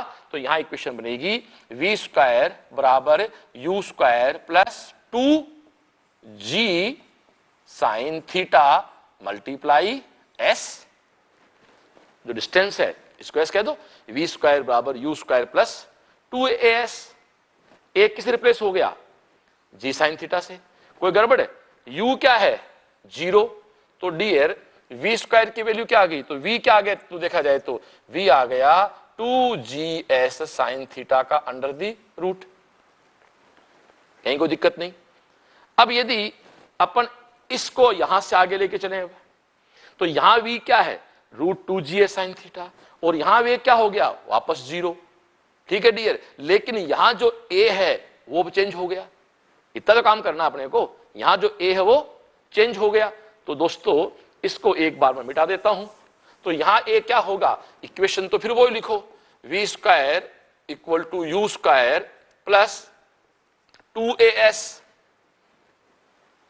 बात तो ये करेंगे ना। अब वी स्क्वायर क्या हो गया 0, यू स्क्वायर क्या आ रहा है 2gs sine theta plus 2s, तो वही है जितना डिस्टेंस उतना। अब a क्या है, तो ये a आपको अभी पढ़ाया है, g बाहर निकालो, क्या था रे sign theta minus mu cos theta, आया ना। ओके, अब दोस्तों इसको अब ऐसा करो, आप इसकी डायरेक्शन चेंज कर लो। ठीक है डियर, तो ये आपका 0 है, 0 इक्वल टू क्या है 2gs sine theta plus 2gs sign theta minus 2 mu gs cos theta. थोड़ा शॉर्ट कर दूं तो कहते यहां पे इसके इक्वल कर दूं, तो ये क्या हो गया 4gs sine theta equal to 2 mu gs cos theta. तो भाई जीएस से जीएस कैंसिल आउट कर दे, 2 से 2 कैंसिल आउट कर दे, तो ये तेरा म्यू जो है ये कोस नीचे आ जाएगा। तो आंसर क्या हो गया, mu equal to 2 tan theta, mu equal to 2 tan theta. दोस्तों 38 का आंसर क्या आ गया हमारा, फर्स्ट आ गया। क्लियर। अब आप जरा बताओ क्या एग्जाम इतना कर पाओगे, पूछ ले भैया, मैंने तो कर दिया। एग्जाम में दोस्तों इस प्रकार के न्यूमेरिकल्स हमेशा प्रैक्टिस से होते हैं। Okay, thank you. हाँ दोस्तों, ये जो न्यूमेरिकल है, इस न्यूमेरिकल को बेस बनाते हुए मैं आपको फिर से एफबीडी भी लेके आता हूं। पहले जो मैंने 3 बॉडी की एफबीडी दी थी, वो तीनों बॉडी कहां थी, एक सरफेस पे थी। अब ये मान लो टेबल है कोई एक, तो टेबल पे 2 बॉडी टेबल के ऊपर रस्सी से बंधी हुई है, और बॉडी के टेबल के कोने पे गिरनी है, पुली है, और एक मास ऐसे लटका हुआ है। तो एक मास लटका हुआ है, 2 मास टेबल पे है। अब ये टेबल भी 2 प्रकार की है, एक टेबल फ्रिक्शनलेस और एक टेबल रफ टफ। बस इसकी एफबीडी आपको बना के दिखा रहा हूं मैं। तो न्यूमेरिकल पे तो बाद में आता हूं मैं, सबसे पहले मैं आपको इस टेबल वाले फॉर्मेट की एफबीडी बना के दिखाता हूं डियर। तो आओ डियर, ये मान लो कि आपकी टेबल है, एक मास m1 यहां रखा हुआ है, दूसरा मास, चलो अपन एक ही मास ले लेते हैं, इसमें से 2 मास, एक मास 2 तो 2 अलग कर देंगे। माना कि डियर एक मास m1 है, ये आपकी कोई पुली है, इससे आपका कोई मास m2 इधर लटका हुआ है। आप जानते हो g नीचे की ओर होता है, ये एक आपकी व्यवस्था है। क्लियर। अब ये बॉडी ओवरऑल आपकी किधर आ रही है, नीचे की ओर आ रही है। तो भाई इस पे एक फोर्स इधर, एक फोर्स इधर। यहां स्पष्ट है इस m1 पे जब इसको ये खींच रहा है, जब ये m1 इस टेबल पे हॉरिजॉन्टल मूवमेंट करेगा तो इसकी कोई वर्क नहीं करना होता है। आप जानते हो वर्क क्यों नहीं करना होता है, W equal to F dot S, F S cos theta. Moment body का इधर है, किसके अगेंस्ट, जी के अगेंस्ट। ये कितना हो गया 90 डिग्री। ये दोस्तों 0 हो जाता है, इसलिए यहां पर ऐसा कोई नुकसान आपको नहीं होगा, किसी प्रकार का लॉस, क्यों कार्य नहीं करना पड़ रहा, तो आपका लॉस किस लिए होगा। तो दोस्तों यहां जो पहली इक्वेशन बनेगी वो सिंपल बनेगी, ए इक्वल टू आपके सामने इसकी इक्वेशन बनेगी, m2 किधर आ रहा है, नीचे की ओर, किस मोमेंट ए से आ रहा है, तो ये आपका मान लो कि t है और ये आपका मान लो कि t है। आ जाओ डियर, तो आपके सामने क्या क्या बनेगा, m2g minus t equal to m2a, और t जस्ट इक्वल टू क्या है, m1a। वैल्यू पुट कर दो डियर, तो m2g minus m1a equal to m2a।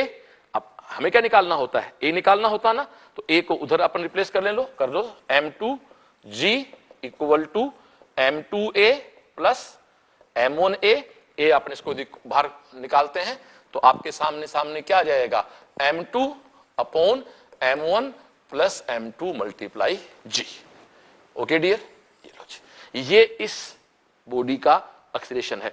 अब इसका कॉन्सेप्ट क्या है कि जो मास लटका हुआ है वो ऊपर आता है, नीचे दोनों मास का जोड़ करके जी से गुणा कर दो, ये इसका सिंपल कॉन्सेप्ट है। लेकिन ये तब है जब यहां फ्रिक्शन नहीं है। तो ये एक सुंदर सी एफबीडी होती है, सुंदर सी दोस्तों आपकी टेबल बन जाती है। Okay, thank you.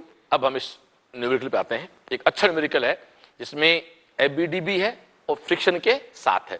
देखो स्पष्ट है, ये को टेबल है, इस टेबल पे एक m1 मास नीचे लटका हुआ है, m2 m3 मास ऊपर रखे हुए हैं, और ओवरऑल सिस्टम अगला खुद कह रहा है नीचे की ओर मूव कर रहा है। एक बात सुनो, एक सिस्टम में एक अभी 2 हो नहीं सकते, बट यहां इस बार क्या है दोस्तों, फ्रिक्शन है, सीधी सी बात है, यहां पर इस बार फ्रिक्शन है। तो सबसे आपको क्या पूछा इसने, इसका एक्सप्रेशन पूछा आपको। क्लियर। तो अपन इसकी भी एफबीडी बनाते हैं, और m1 m2 m3 सबके मास क्या है, mm है, तो एफबीडी बनाते हैं और आपका आंसर भी निकाल देते हैं। क्लियर, शुरू करें। ओके डियर, हमने खाली कागज ले लिया टेबल पे। देखो डियर, ये ऐसा क्वेश्चन है, m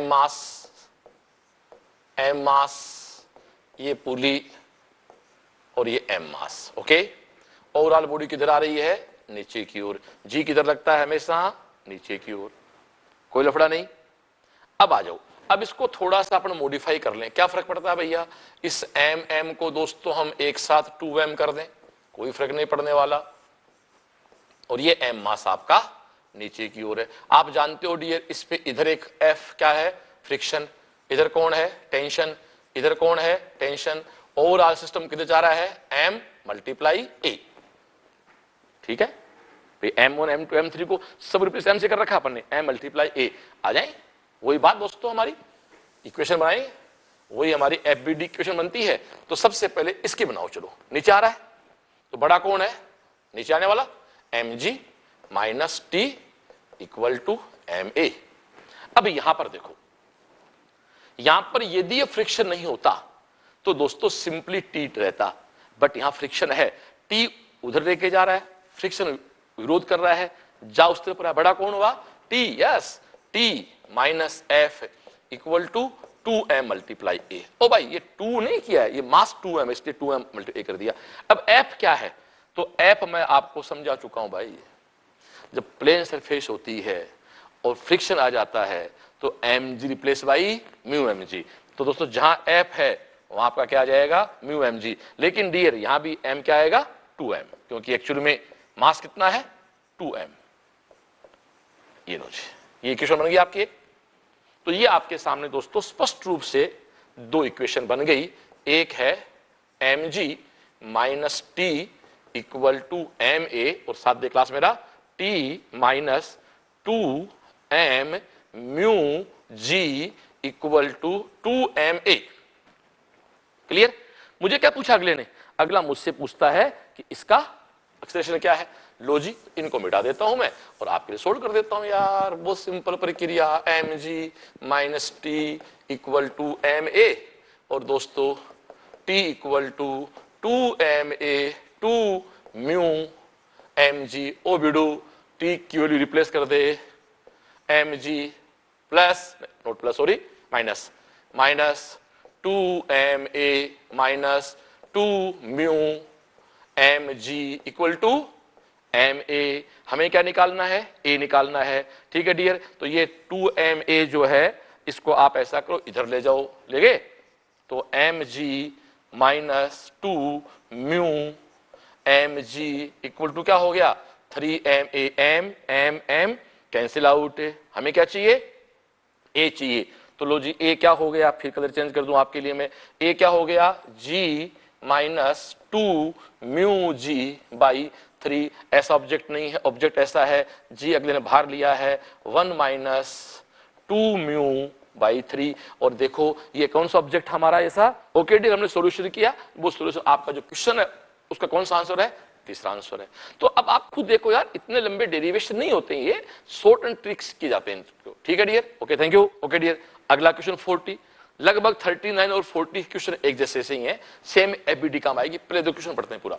एक गुटका, एक अद्रेमान M1 एक क्षितिज मेज पे रखा, आगे ना मेज आते ही बस एक कहानी आएगी दोस्तों, वो एक घिरनी है, पुली है, जिसका कोई फ्रिक्शन, देखो पुली का फ्रिक्शन नहीं होता है इसमें, कहीं पुली फ्रिक्शन नहीं, पुली का फ्रिक्शन नहीं मानेगा, रस्सी का मास काउंट नहीं करता, बहुत इजी है मेडिकल तो यार। जिसके ऊपर से गुजरती हुई हल्की सी डोरी है, एक सिरा, एक जो डोरी के दूसरे पे m2 द्रव्यमान का अन्य को ब्लॉक है, गुटके और मेज के बीच म्यू के है, तो मेज पे ब्लॉक गुटका एक फिसलते समय डोरी में तनाव का मान क्या होगा। क्लियर, मुझे बताओ क्या नई बात है। वापस स्टार्ट करूं, नीचे कौन लटक रहा है, m2, a ऊपर रखा हुआ है, m2 नीचे लटक रहा है। ओके डियर, हमें क्या निकालना है इसका, टेंशन। प्लीज पेज खाली करके दे मेरे को, आ जाओ जी, पेज खाली हो गया, आए डियर, कहां दिक्कत है भाई, लो जी, ये रस्सी लटका दी, ये एक मास m, दूसरा मास m, किस किस प्रकार से मास लिए इसने अगले ने, साफ कहता है m1 ऊपर है और m2 नीचे है। लो जी, ये m1 है, ये m2 है, बस डियर मजा आ गया बात का यार। ये तेरा इधर f, इधर तेरा t, इधर तेरा t, बॉडी नीचे की ओर आ रही है, किससे, ए से। क्रू स्टार्ट है, कुछ करना ही नहीं डियर, हो जा स्टार्ट। देख, t minus F equal to m1a, और इधर m2 g माइनस t बराबर m2a, f वही फंडा, replace mu m1g, mu m1g। Okay ठीक है डियर, अब आप f की वैल्यू पुट करें तो देखो t minus mu m1g equal to m1a। अब अपने जो ऑब्जेक्ट हैं उसमें कहीं ए नहीं है, तो सबसे पहले आपको दोस्तों इसका ए फाइंड आउट करना होगा। ठीक है डियर, तो ए फाइंड आउट करने के बाद ही हम इस सिस्टम पे टी की वैल्यू निकाल पाएंगे। ठीक है डियर, तो आ जाओ जी, ए निकालते हैं हम यहां से। अब एक बात याद रखो कि इस प्रकार की जब जो दो बॉडी है उसका ए निकलेगा, ए निकलने के बाद वो रिप्लेस होगा, फिर टी निकलेगा, क्योंकि हमारे ऑब्जेक्ट में कहीं भी ए की वैल्यू नहीं आ रही है। ओके डियर, अब आप यदि इन दोनों चीजों को एक साथ करें तो आप देखें ये टी टी आपका कैंसिल आउट हो गया। ये क्या है, m2g minus F equal to m1 plus m2 multiply a. बोलो हाँ या ना, कोई दिक्कत नहीं, टी हटा दूंगा, कोई दिक्कत नहीं है। अब तू जानता है dear m2g minus mu m1, yes देखना, mu m1g equal to m1 plus m2 multiply a. तो डियर ए का फॉर्मूला क्या आया, m2 minus mu m1 upon m1 plus m2 multiply g. ये आपकी ए की वैल्यू आ गई। देखो m2 minus mu m1 upon m1 plus m2 multiply g, ये किसकी वैल्यू आ गई, ए की। वैसे तो मैं आपको बता दूं, ये आपको याद रखना होता है, बड़ा द्रव्यमान माइनस छोटा द्रव्यमान अपॉन बड़ा, दोनों का जोड़ और जी से मल्टीप्लाई कर दो। और यहां फ्रिक्शन है, इसलिए किस पे फ्रिक्शन है, m1 पे है, इसलिए म्यू किससे मल्टीप्लाई होगा, m1 से। इस पे पुली का बहुत अच्छा एफडी बनता है, उस पे आऊंगा देखो अभी थोड़ी देर बाद में। अब आ जाओ, टी चाहिए ना, तो आ जा, टी इक्वल टू क्या है, m1 ए क्या है, m2 minus mu m1 upon m1 plus T equal to m1 A बोले तो m2 minus mu m1 m2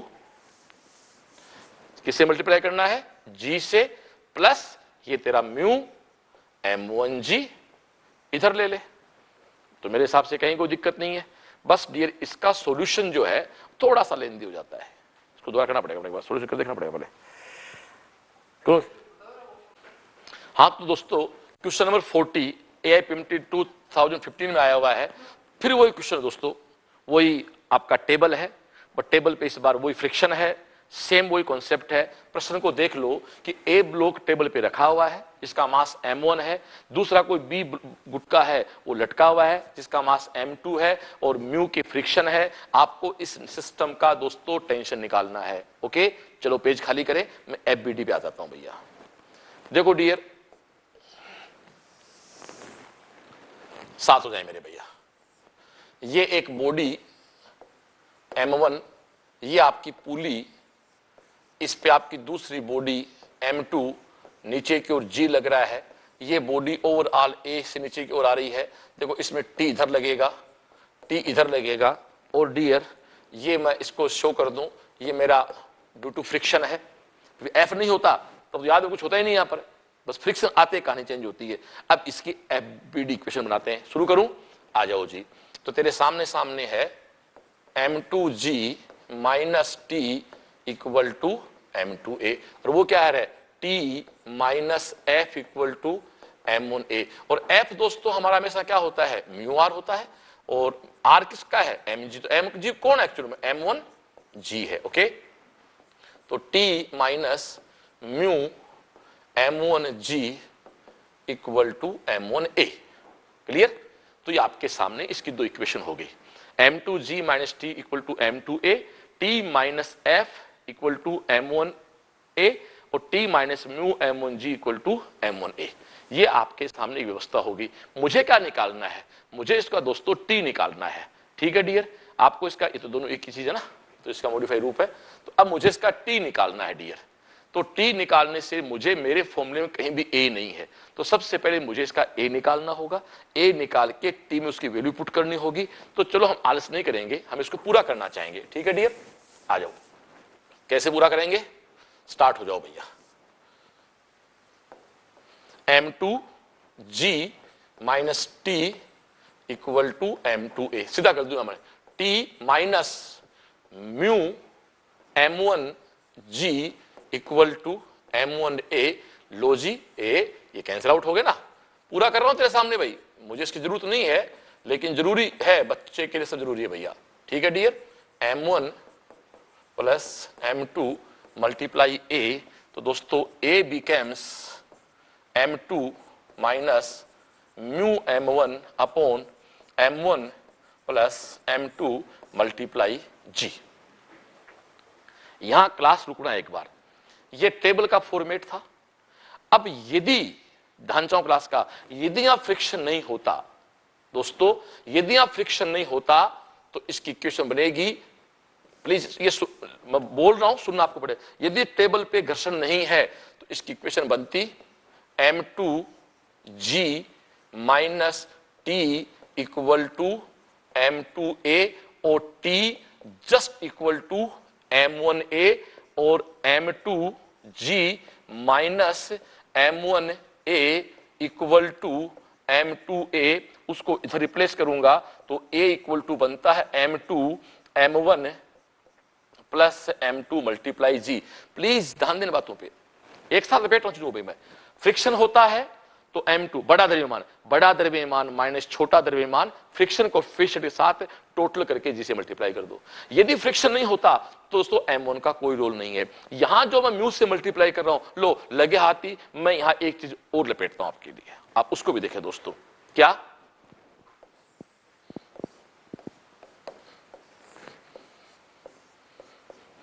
आ जाओ, याद आ रहा है?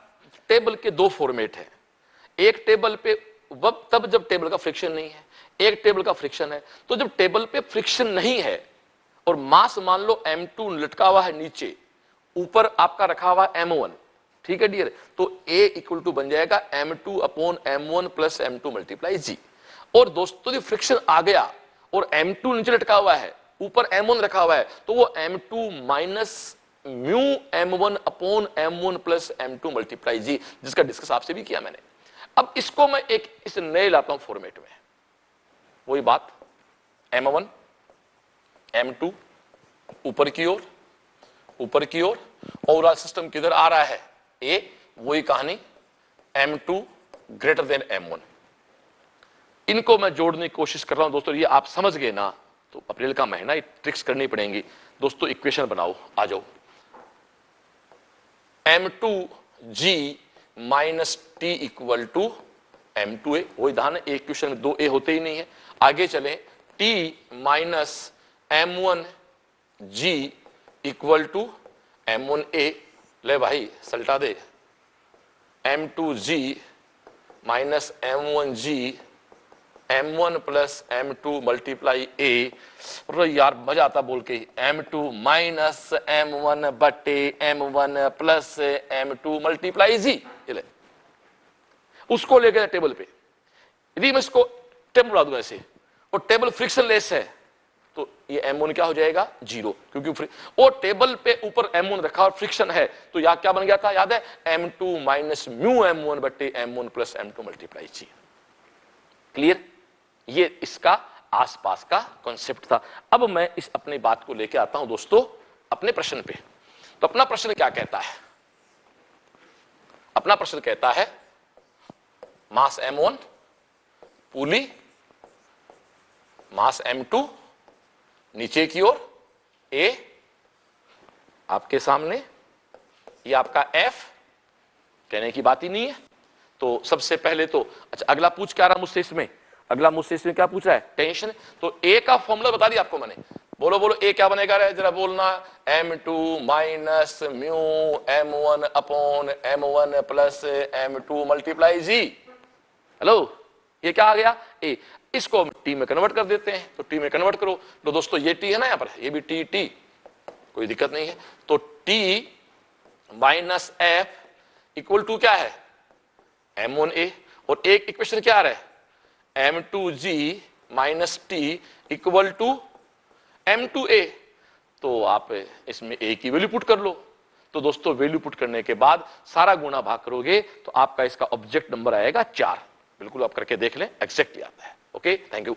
हाँ डियर, ये क्वेश्चन है, कोई कार आर त्रिज्या की वक्र सड़क पे गतिमान है, सड़क कोण थीटा झुकी है, कार के टायर सड़क के बीच के घर्षण गुणांक म्यू, इस सड़क पे अधिकतम सुरक्षित चाल। भाई इसको एग्जाम में करना करते पॉसिबल नहीं है, ये एक स्टैंडर्ड फॉर्मूला है जो आपको हर हाल में दोस्तों याद करना होगा, जिसका आंसर नंबर फर्स्ट है, इसमें ज्यादा अपन दिमाग में लगाएंगे। ठीक है, ये सेफ स्पीड बोलते हैं, जो आपको 100% लास्ट आफ्टर डेरिवेशन याद रखना होता है। Okay, thank you. Okay dear, question 42 and 18 में आया है, इस सिंपल थ्योरी क्वेश्चन पढ़ो लो पूरा। आपको असत्य कथन क्या है, प्लीज, एक तो ये सत्य असत्य, करेक्ट इनकरेक्ट लेके बड़े लोग कंफ्यूज होते हैं। आपको क्या ढूंढना है, आपको ढूंढना इनकरेक्ट। फर्स्ट क्या है, frictional force opposes the relative motion, क्या है, सही है। ओके, सेकंड है coefficient of sliding friction has dimension of length, सर्पी घर्षण गुणांक विमाएं लंबाई के समान ना जी, कभी नहीं होती। ये बात क्या होगी आपकी, असत्य हो गई है, इसलिए तो आंसर सही कौन सा हो गया, आंसर सही आपका क्या हो गया, इसका सेकंड हो गया दोस्तों। Okay, thank you. हाँ डियर, ये फ्रिक्शन पे एक अच्छा क्वेश्चन है, 19 में आया भी है। देखो फ्रिक्शन थोड़ा सा टफ होता है नीट के बच्चे के लिए, क्योंकि आईटी में काम आता रहता है, लेकिन फिर भी हमने 3-4 क्वेश्चन करके देखे हैं, वो सारे क्वेश्चन किसके थे, स्टैंडर्ड फॉर्मेट के थे। हकीकत देखा जाए तो उसमें स्टैंडर्ड फॉर्मेट के अलावा कोई नया क्वेश्चन नहीं था। ये जरूर अच्छा क्वेश्चन दोस्तों। ये देखो प्रश्न क्या है, इस प्रश्न बाद में पढ़ते हैं अपन। ऐसा कोई एक सिलेंडर है, सिलेंडर की दीवार पे कोई एक गुटका है, हम इसको ऐसे घुमाएं तो गुटका गिरे नहीं, बस इसकी कंडीशन बतानी है। जैसे आप देखो ना, कई बार मौत के कुएं में लोग बाइक चलाते हैं, वो गिरते नहीं है, बस सेम कहानी है। लो मैं डायग्राम बना के आपको समझा दूं इसको। ये दोस्तों हमारा सिलेंडर है, ये इसकी अक्ष है जिसके प्रति रोटेट हो रहा है, और ये कोई यहां एक ब्लॉक है जो चिपका हुआ है। तो निश्चित रूप से दोस्तों इसके ऊपर 4 फोर्स काम करेंगे। ये ऐसे है, ये तो दुनिया का होता है, ये mg नीचे की ओर। अब ये नीचे की ओर मूव करना चाहेगा तो फ्रिक्शन हमेशा किधर हो जाएगा, ऊपर की ओर। ये सेंट्रीपिटल फोर्स चाहिए mr ओमेगा स्क्वायर, किससे बैलेंस करोगे, n से। तो ये इसके इक्वल है, ये इसके इक्वल है। अब ये गिरे नहीं, इसकी शर्त क्या है कि जो f है वो आपका mg से बड़ा हो या इक्विवेलेंट हो, सीधी सी बात है। f ऊपर की ओर खींच रहा है, mg इसको नीचे की ओर खींच रहा है, तो गिरे नहीं, उसकी कंडीशन है इक्विवेलेंट कर दो या इससे बड़ा कर दो। तो आपको दोस्तों ये कहना होगा कि f is always greater than mg, कोई दिक्कत नहीं, f ग्रेटर देन कर दो, इक्वल टू कर दो, ग्रेटर देन करो तो ऊपर खिसक सकता है, तो एग्जैक्ट बैलेंस है तो ग्रेटर देन इक्वल टू की कहानी कह देंगे। अब F कौन है, फ्रिक्शन फोर्स, जो हमेशा क्या होता है, म्यू एन, जो हमेशा क्या होता है, म्यू एन। तो म्यू तो है, एन, एन किससे बैलेंस हो रहा है, एम आर ओमेगा स्क्वायर से। तो M R omega square, M R omega square equal to less than ये तेरा एम जी, तो एम से एम कैंसिल आउट करो। तो ये कहता है कि निम्नतम कोणीय वेग बताओ इसका, ओमेगा निकालना है ना अपने को। तो ओके डियर, अपन आप देख रहे हैं तो आपके सामने mu R omega square equal to या ग्रेटर देन जी, तो omega equal to greater than root G mu R. तो omega equal greater than G की वैल्यू आप दोस्तों 10 मान लो, म्यू की वैल्यू 0.1 दी है, आर की वैल्यू 1 मीटर दी है, इसको ऊपर ले जाओ, ये आ गया 10 मीटर पर सेकेंड, नोट 10 रेडियन पर सेकेंड। इसका आंसर हो गया दोस्तों हमारा फर्स्ट। और मैं कह सकता हूं बहुत अच्छा क्वेश्चन है, आप इसको एक बार फिर समझ लें। सिलेंडर रोटेट कर रहा है, गुटका यहां चिपका हुआ है, एक फोर्स ऊपर की ओर, नीचे की ओर इक्विवेलेंट 0, बाहर की ओर अंदर की ओर इक्विवेलेंट 0, तभी तो समय रहेगा ना। इक्विलिब्रियम कब रहेगा, तो सारे फोर्स 0 हो। तो दोस्तों हमने बिल्कुल स्पष्ट कहा इसको, सारे फोर्सेज एफ को mg इक्वल कर दिया, इसको इसके इक्वल कर दिया, और कंडीशन क्या है कि एफ जो है वो equal to greater than mg होना चाहिए, ताकि वो वहां स्लिप नहीं हो इनकी वैल्यू। और एफ रिप्लेस क्या होता है, mu N, F replace N बोल दो, आर बोल दो, एक ही बात है। आर का मतलब भी वही है, एन का मतलब नॉर्मल मतलब लंबवत होता है, और वो म्यू mg से रिप्लेस कर दिया हमने, सामने आ गया। Okay dear, thank you. Okay dear, अब टॉपिक चेंज हो रहा है, वर्क एनर्जी पावर पे क्वेश्चन स्टार्ट हो रहे हैं। तो ये फ्रिक्शन पे थे, अब वर्क एनर्जी पावर पे आ रहे हैं, क्वेश्चन पे आते हैं। क्वेश्चन 44, नीट 2013 में क्वेश्चन आया हुआ है, यानी हम 43 क्वेश्चन सोल्व कर चुके हैं दोस्तों। 5 को किया, 6 को किया, आज 7 तारीख, आज 3rd लेक्चर हम लोग तैयार कर रहे हैं जो आपको अभी मिल रहा है, ठीक है ना। ओके डियर, अगला साफ कहता है किसी कण का मास 2 kg है, 3I + j न्यूटन का एक फोर्स है, उसकी पोजीशन 2I + k से 4I + 3j - k पे शिफ्ट होता है, तो इस फोर्स द्वारा किया गया वर्क बताओ। देखो दोस्तों, वर्क का सीधा सीधा फॉर्मूला होता है F.ds।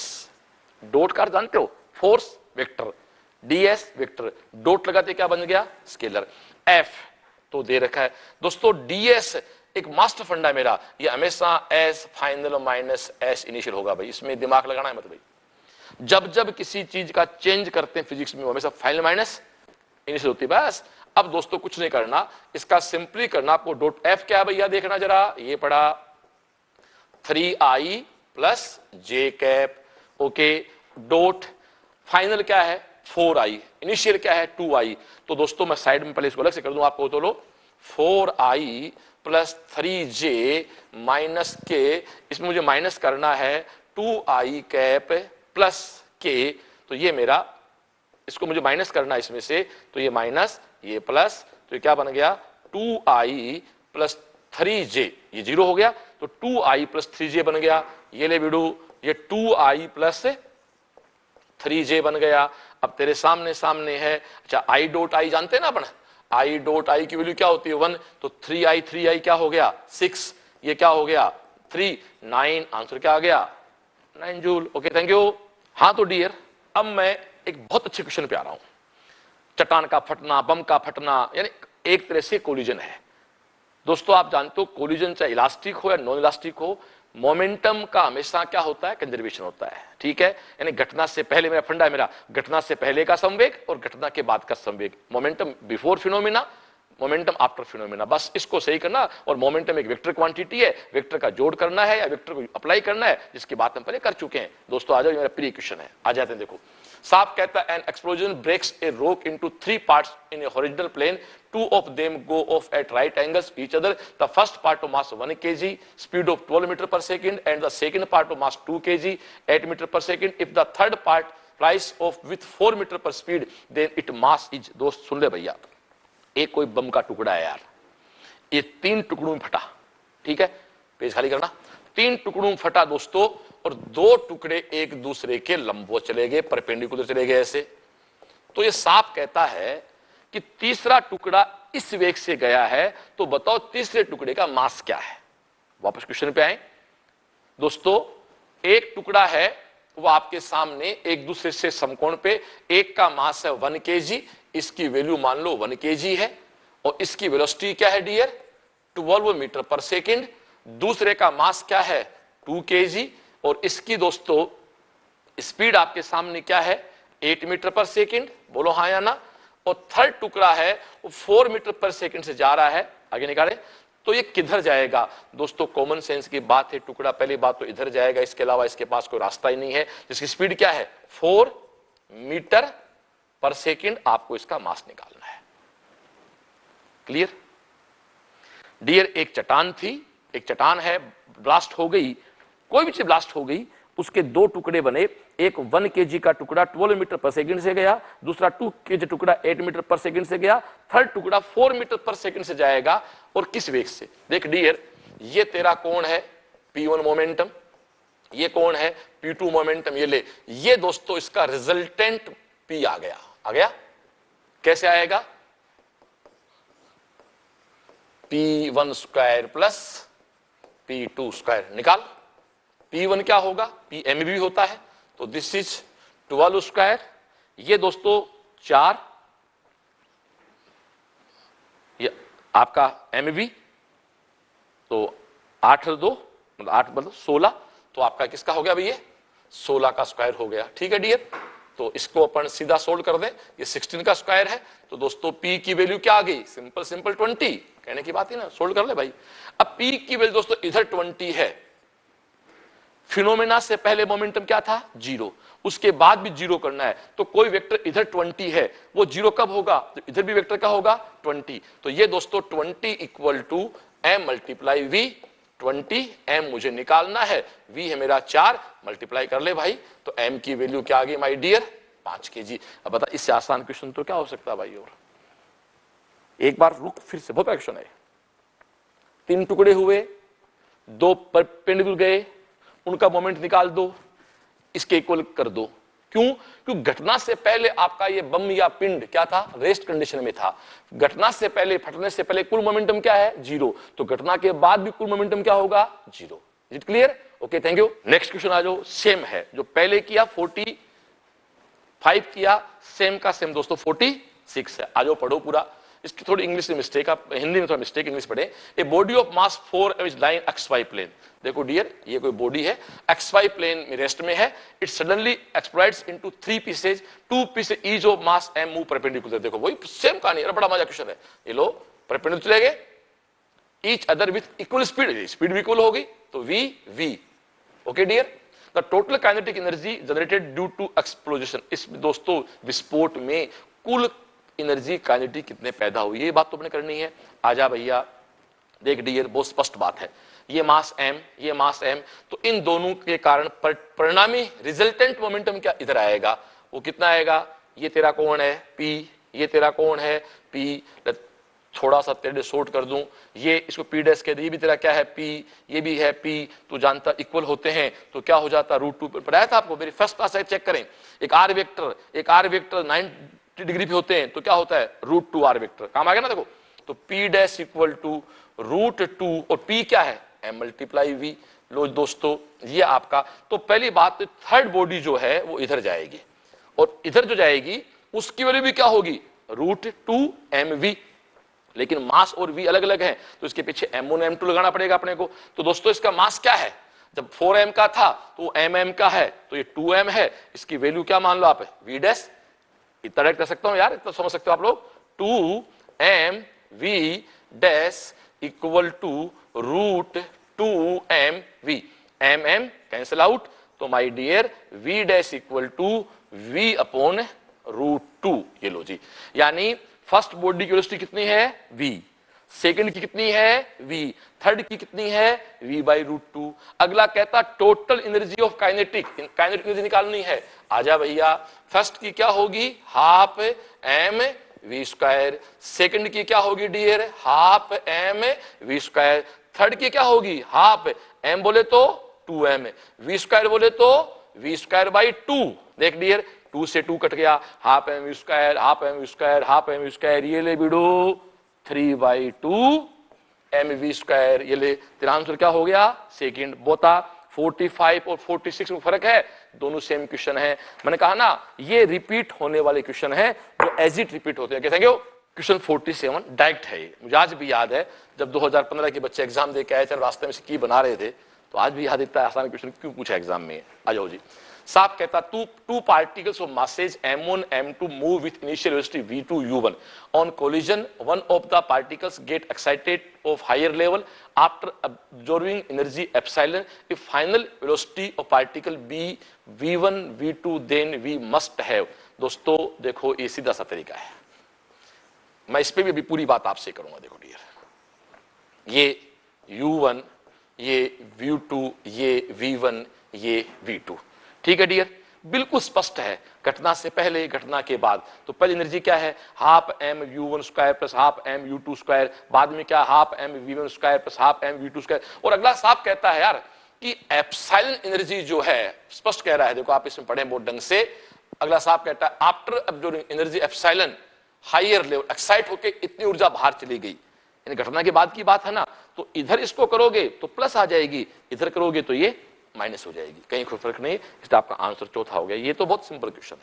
एनर्जी जो है, वैसे आप जानते हो कि एनर्जी ही इस बात को डिफाइन करती है कि आपकी फिनोमिना, आपकी कोलिजन जो है वो इलास्टिक है या नॉन इलास्टिक है। ओके डियर, तो ये आपकी इस पे एक क्वेश्चन था कोलिजन पे, बहुत सिंपल क्वेश्चन है, ठीक है। Okay thank you. हाँ तो डियर, ये जो न्यूमेरिकल है ना, ये वाकई एक अच्छा न्यूमेरिकल है, बस एक बार एग्जाम में दिमाग हिट कर जाए इसके ऊपर, फिर आप जैसा कहता है वैसे करते जाओ। इस न्यूमेरिकल को पढ़ने से पहले सबसे पहले एक रिलेशन आपको पता होना चाहिए कि पावर इक्वल टू W/T होता है। W दोस्तों F.S/T होता है और S/T V होता है। तो एक बहुत अच्छा फॉर्मूला है दोस्तों, power equal to force multiply velocity. ठीक है, ये एक फॉर्मूला मेरे काम आएगा। अब आ जाओ, यहां क्या कहता है कि m मास की का कोई कण है, उसको एक मशीन उस पर अप्लाई कर रही है, मशीन उसको k पावर देती है, तो ये कण विराम से प्रारंभ करता है, रेस्ट से स्टार्ट करता है, तो कहता है t समय पे इस कण पे बल कितना होगा। ठीक है डियर, पावर किससे है, k से, और t समय के बाद आपको इसका बल पूछता है, अगला हमसे फोर्स पूछना चाह रहा है, तो प्लीज आ जाएं। तो निश्चित रूप से डियर, जैसे कहता अगला हम जानते हैं पावर इक्वल टू होता है एफ वी, पावर की value k F V. Okay dear, सारे स्टेप लिखता हूं आपके लिए। एफ क्या होता है, M A V, but A का तो कोई रोल है ही नहीं यहां पर, तो कोई दिक्कत नहीं। ए को आप दोस्तों कन्वर्ट कर लो डीवी बाई डी के फॉर्मेट में, कर लिया। ओके, अब आप जानते हो इस dt को इधर ले, सारा खेल किसका है, टाइम चेंज हो रहा है और v चेंज, सीधी सी बात, पावर लग रही है तो वेलोसिटी चेंज हो रही है। ओके, तो ये तेरा क्या बनेगा फिर इधर एम वी dv। अब एक स्टेप और नोट कर लो, इसका कर दे इंटीग्रेशन कहां से, 0 से t तक, और इसका एम वी dv कहां से कहां, 0 से v तक। यहां 0 क्यों लिया, क्योंकि अगला साफ कहता है पहले पार्टिकल क्या भैया, रेस्ट कंडीशन में है। ठीक है डियर, बस अब आपने उसको आगे बढ़ाएं, तो तेरे सामने है k तो कांस्टेंट है, इसका क्या होगा, इंटीग्रेशन d होगा, m को बाहर निकाल, इसका क्या होगा, v स्क्वायर बाई 2 होगा, वो अपर माइनस लोअर करेंगे तो आई थिंक अब कर लोगे तुम लोग इतना, तो v इक्वल टू आ गया 2 kt m का अंडर द रूट। ये आपके सामने सामने डियर किसकी वैल्यू आ गई हमारे पास, v की वैल्यू आ गई। हमें क्या चाहिए, फोर्स। आ जा वापस से, p इक्वल टू क्या था, एफ वी, p कौन है, k एफ वी, बस मैं तेरी बात कर रहा हूं भाई। अब आ जा k अपॉन v, v क्या है, रूट 2kt का भी रूट है, और ऊपर दोस्तों एक m उसका भी रूट है, ये k है ऊपर जाएगा तो सब कुछ रूट में आ जाएगा। देखो ये ऊपर भी k आ गया, m आ गया, और 2 आ गया, और t आ गया। अब ऐसा इसमें जो लॉजिक है वो मुझे साफ दिखाई दे रहा है, ये रहा m ऊपर है, k ऊपर है, 2 इंच रख लिया, t रूट में दोस्तों ऊपर ले गए, तो इसका आंसर आपका आ गया 48 का दोस्तों सेकंड आंसर हो गया। ठीक है, कहीं कोई दिक्कत नहीं। Okay, thank you. हाँ तो डियर, ये क्वेश्चन 49 AIPMT 2015 में आया हुआ है। बात स्टार्ट करते हैं। अगला साफ कहता है a block of mass 10 kg moving in x direction with a constant speed of 10 metre पर second is subjected to a retarding force of 0.1 x joule per meter during its travel from x20 to 30 meter. Its final kinetic energy will be। दोस्त सीधी सी बात है, एक body रखी हुई है 10 metre पर second से, वो 10 kg मास की बॉडी है जो 10 मीटर पर सेकंड से चल रही है, उस पर आपने ब्रेक लगा दिया तो 20 मीटर से 30 मीटर तक इसके ब्रेक रहे, तो कहता काइनेटिक एनर्जी का फाइनल मान क्या होगा। दोस्तों जब जब इस तरह की बात आती है हमारे पास एक ही कॉन्सेप्ट है, वर्क एनर्जी थ्योरम, कार्य ऊर्जा प्रमेय। कार्य से ऊर्जा होती, ऊर्जा से कार्य होता है। इसको थोड़ा सा अपना और मॉडिफाई करें तो अपना मास्टर फंडा होता है फाइनल माइनस इनिशियल, और W दोस्तों हमेशा क्या होता है, F डॉट dx, क्योंकि यहां किस पे मूव कर रहा है, अगला x पे मूव कर रहा है, तो हम डिस्प्लेसमेंट क्या किस पे लेंगे, x पे लेंगे। ओके, K फाइनल आपको निकालना है, what is K initial, K initial half m v square, मैं सीधा तेरे लिए कर दूं F dot dx, K final को अपना K फाइनल रखेंगे माइनस हाफ m दोस्तों क्या है 10, v भी क्या है 10 स्क्वायर कर दो, तो ये आपका कैंसिल आउट हो गया। और अब तक जो यहां तक का इसका डिस्कस हुआ वो हो गया f dx equal to K final minus 500। Okay dear, अब आपको चेंज चाहिए तो इसका टोटली यहां से कहां 20 to 30 तक का इसको आप इंटीग्रेट कर दो, तो 20 to 30 f का मान है माइनस, चीज का रिटार्डिंग फोर्स से माइनस आएगा, minus 0.1 x dx equal to K F minus 500। ये नीट के स्टूडेंट है, तो पूरा करता हूं आपके लिए मैं। दोस्तों माइनस बाहर रखो, 0.1 बाहर रखो, और अंदर क्या बचा x dx 20 to 30 equal to के फाइनल माइनस 500। ये मैं सब कुछ आपके लिए कर रहा हूं भाई। अब देखो x का क्या होगा इंटीग्रेशन, x स्क्वायर बाई 2, कहां से कहां 20 से 30 तक, माइनस 0.1 इक्वल टू के final minus 500। Is it clear? अब इन सब की वैल्यू पुट कर लो, पूरा कर दूं आपके लिए यार। माइनस 0.1, दोस्तों जानते हो ना, upper limit minus lower limit, 30 का स्क्वायर 900, लो यार पूरा कर लो, 900 माइनस बटे 2, ये 400 अपॉन 2 K5 माइनस 500। अब तो सीधा कर दूं भाई, ये तेरा 450 है, 200 है, कितना बचा 250 इक्वल टू KF माइनस 500। अब तो हो गया ना, ये तेरा 25 है, इधर जाएगा 475। Okay clear, thank you. तो हाँ दोस्तों, आज 7 अप्रैल को हमने क्वेश्चन आपको 49 तक सोल्व कर दिए हैं। ठीक है डियर, इनको अपलोड करेंगे क्योंकि एक साथ बहुत ज्यादा क्वेश्चन फिर अपलोड होने में थोड़ी सी फाइल भारी हो जाती है। तो आज हमने प्रयास किया, फ्रिक्शन पे काम किया, वर्क पावर एनर्जी पे काम चल रहा है, अभी कंप्लीट नहीं हुआ है, इसको कल कंप्लीट किया जाएगा। तो मैं इस वीडियो को देखने वाले सारे बच्चों से निवेदन करना चाह रहा हूं कि बेटा मेरा मकसद इन प्रश्नों के माध्यम से हल्की फुल्की थ्योरी को लेते हुए और नीट के सारे पेपर्स आपको सोल्व करके दे जाएं, क्योंकि मेरा अनुभव ये कहता है कि 2013 से 2019 तक के नीट के सारे क्वेश्चन भी आप ढंग से कर लेते हो तो 2020 में 40 क्वेश्चन तो आपको एजिट वहां से मिल जाएंगे। ये मैं कोई प्राउड से नहीं कह रहा हूं, ये मेरे पिछले 20-22 साल के अनुभव से कह रहा हूं।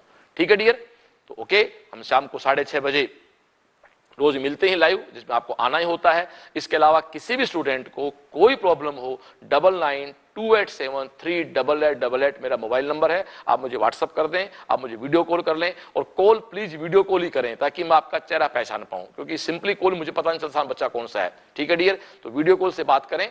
ठीक है, तो कल फिर मिलते हैं। ओके, नमस्कार, जय श्री।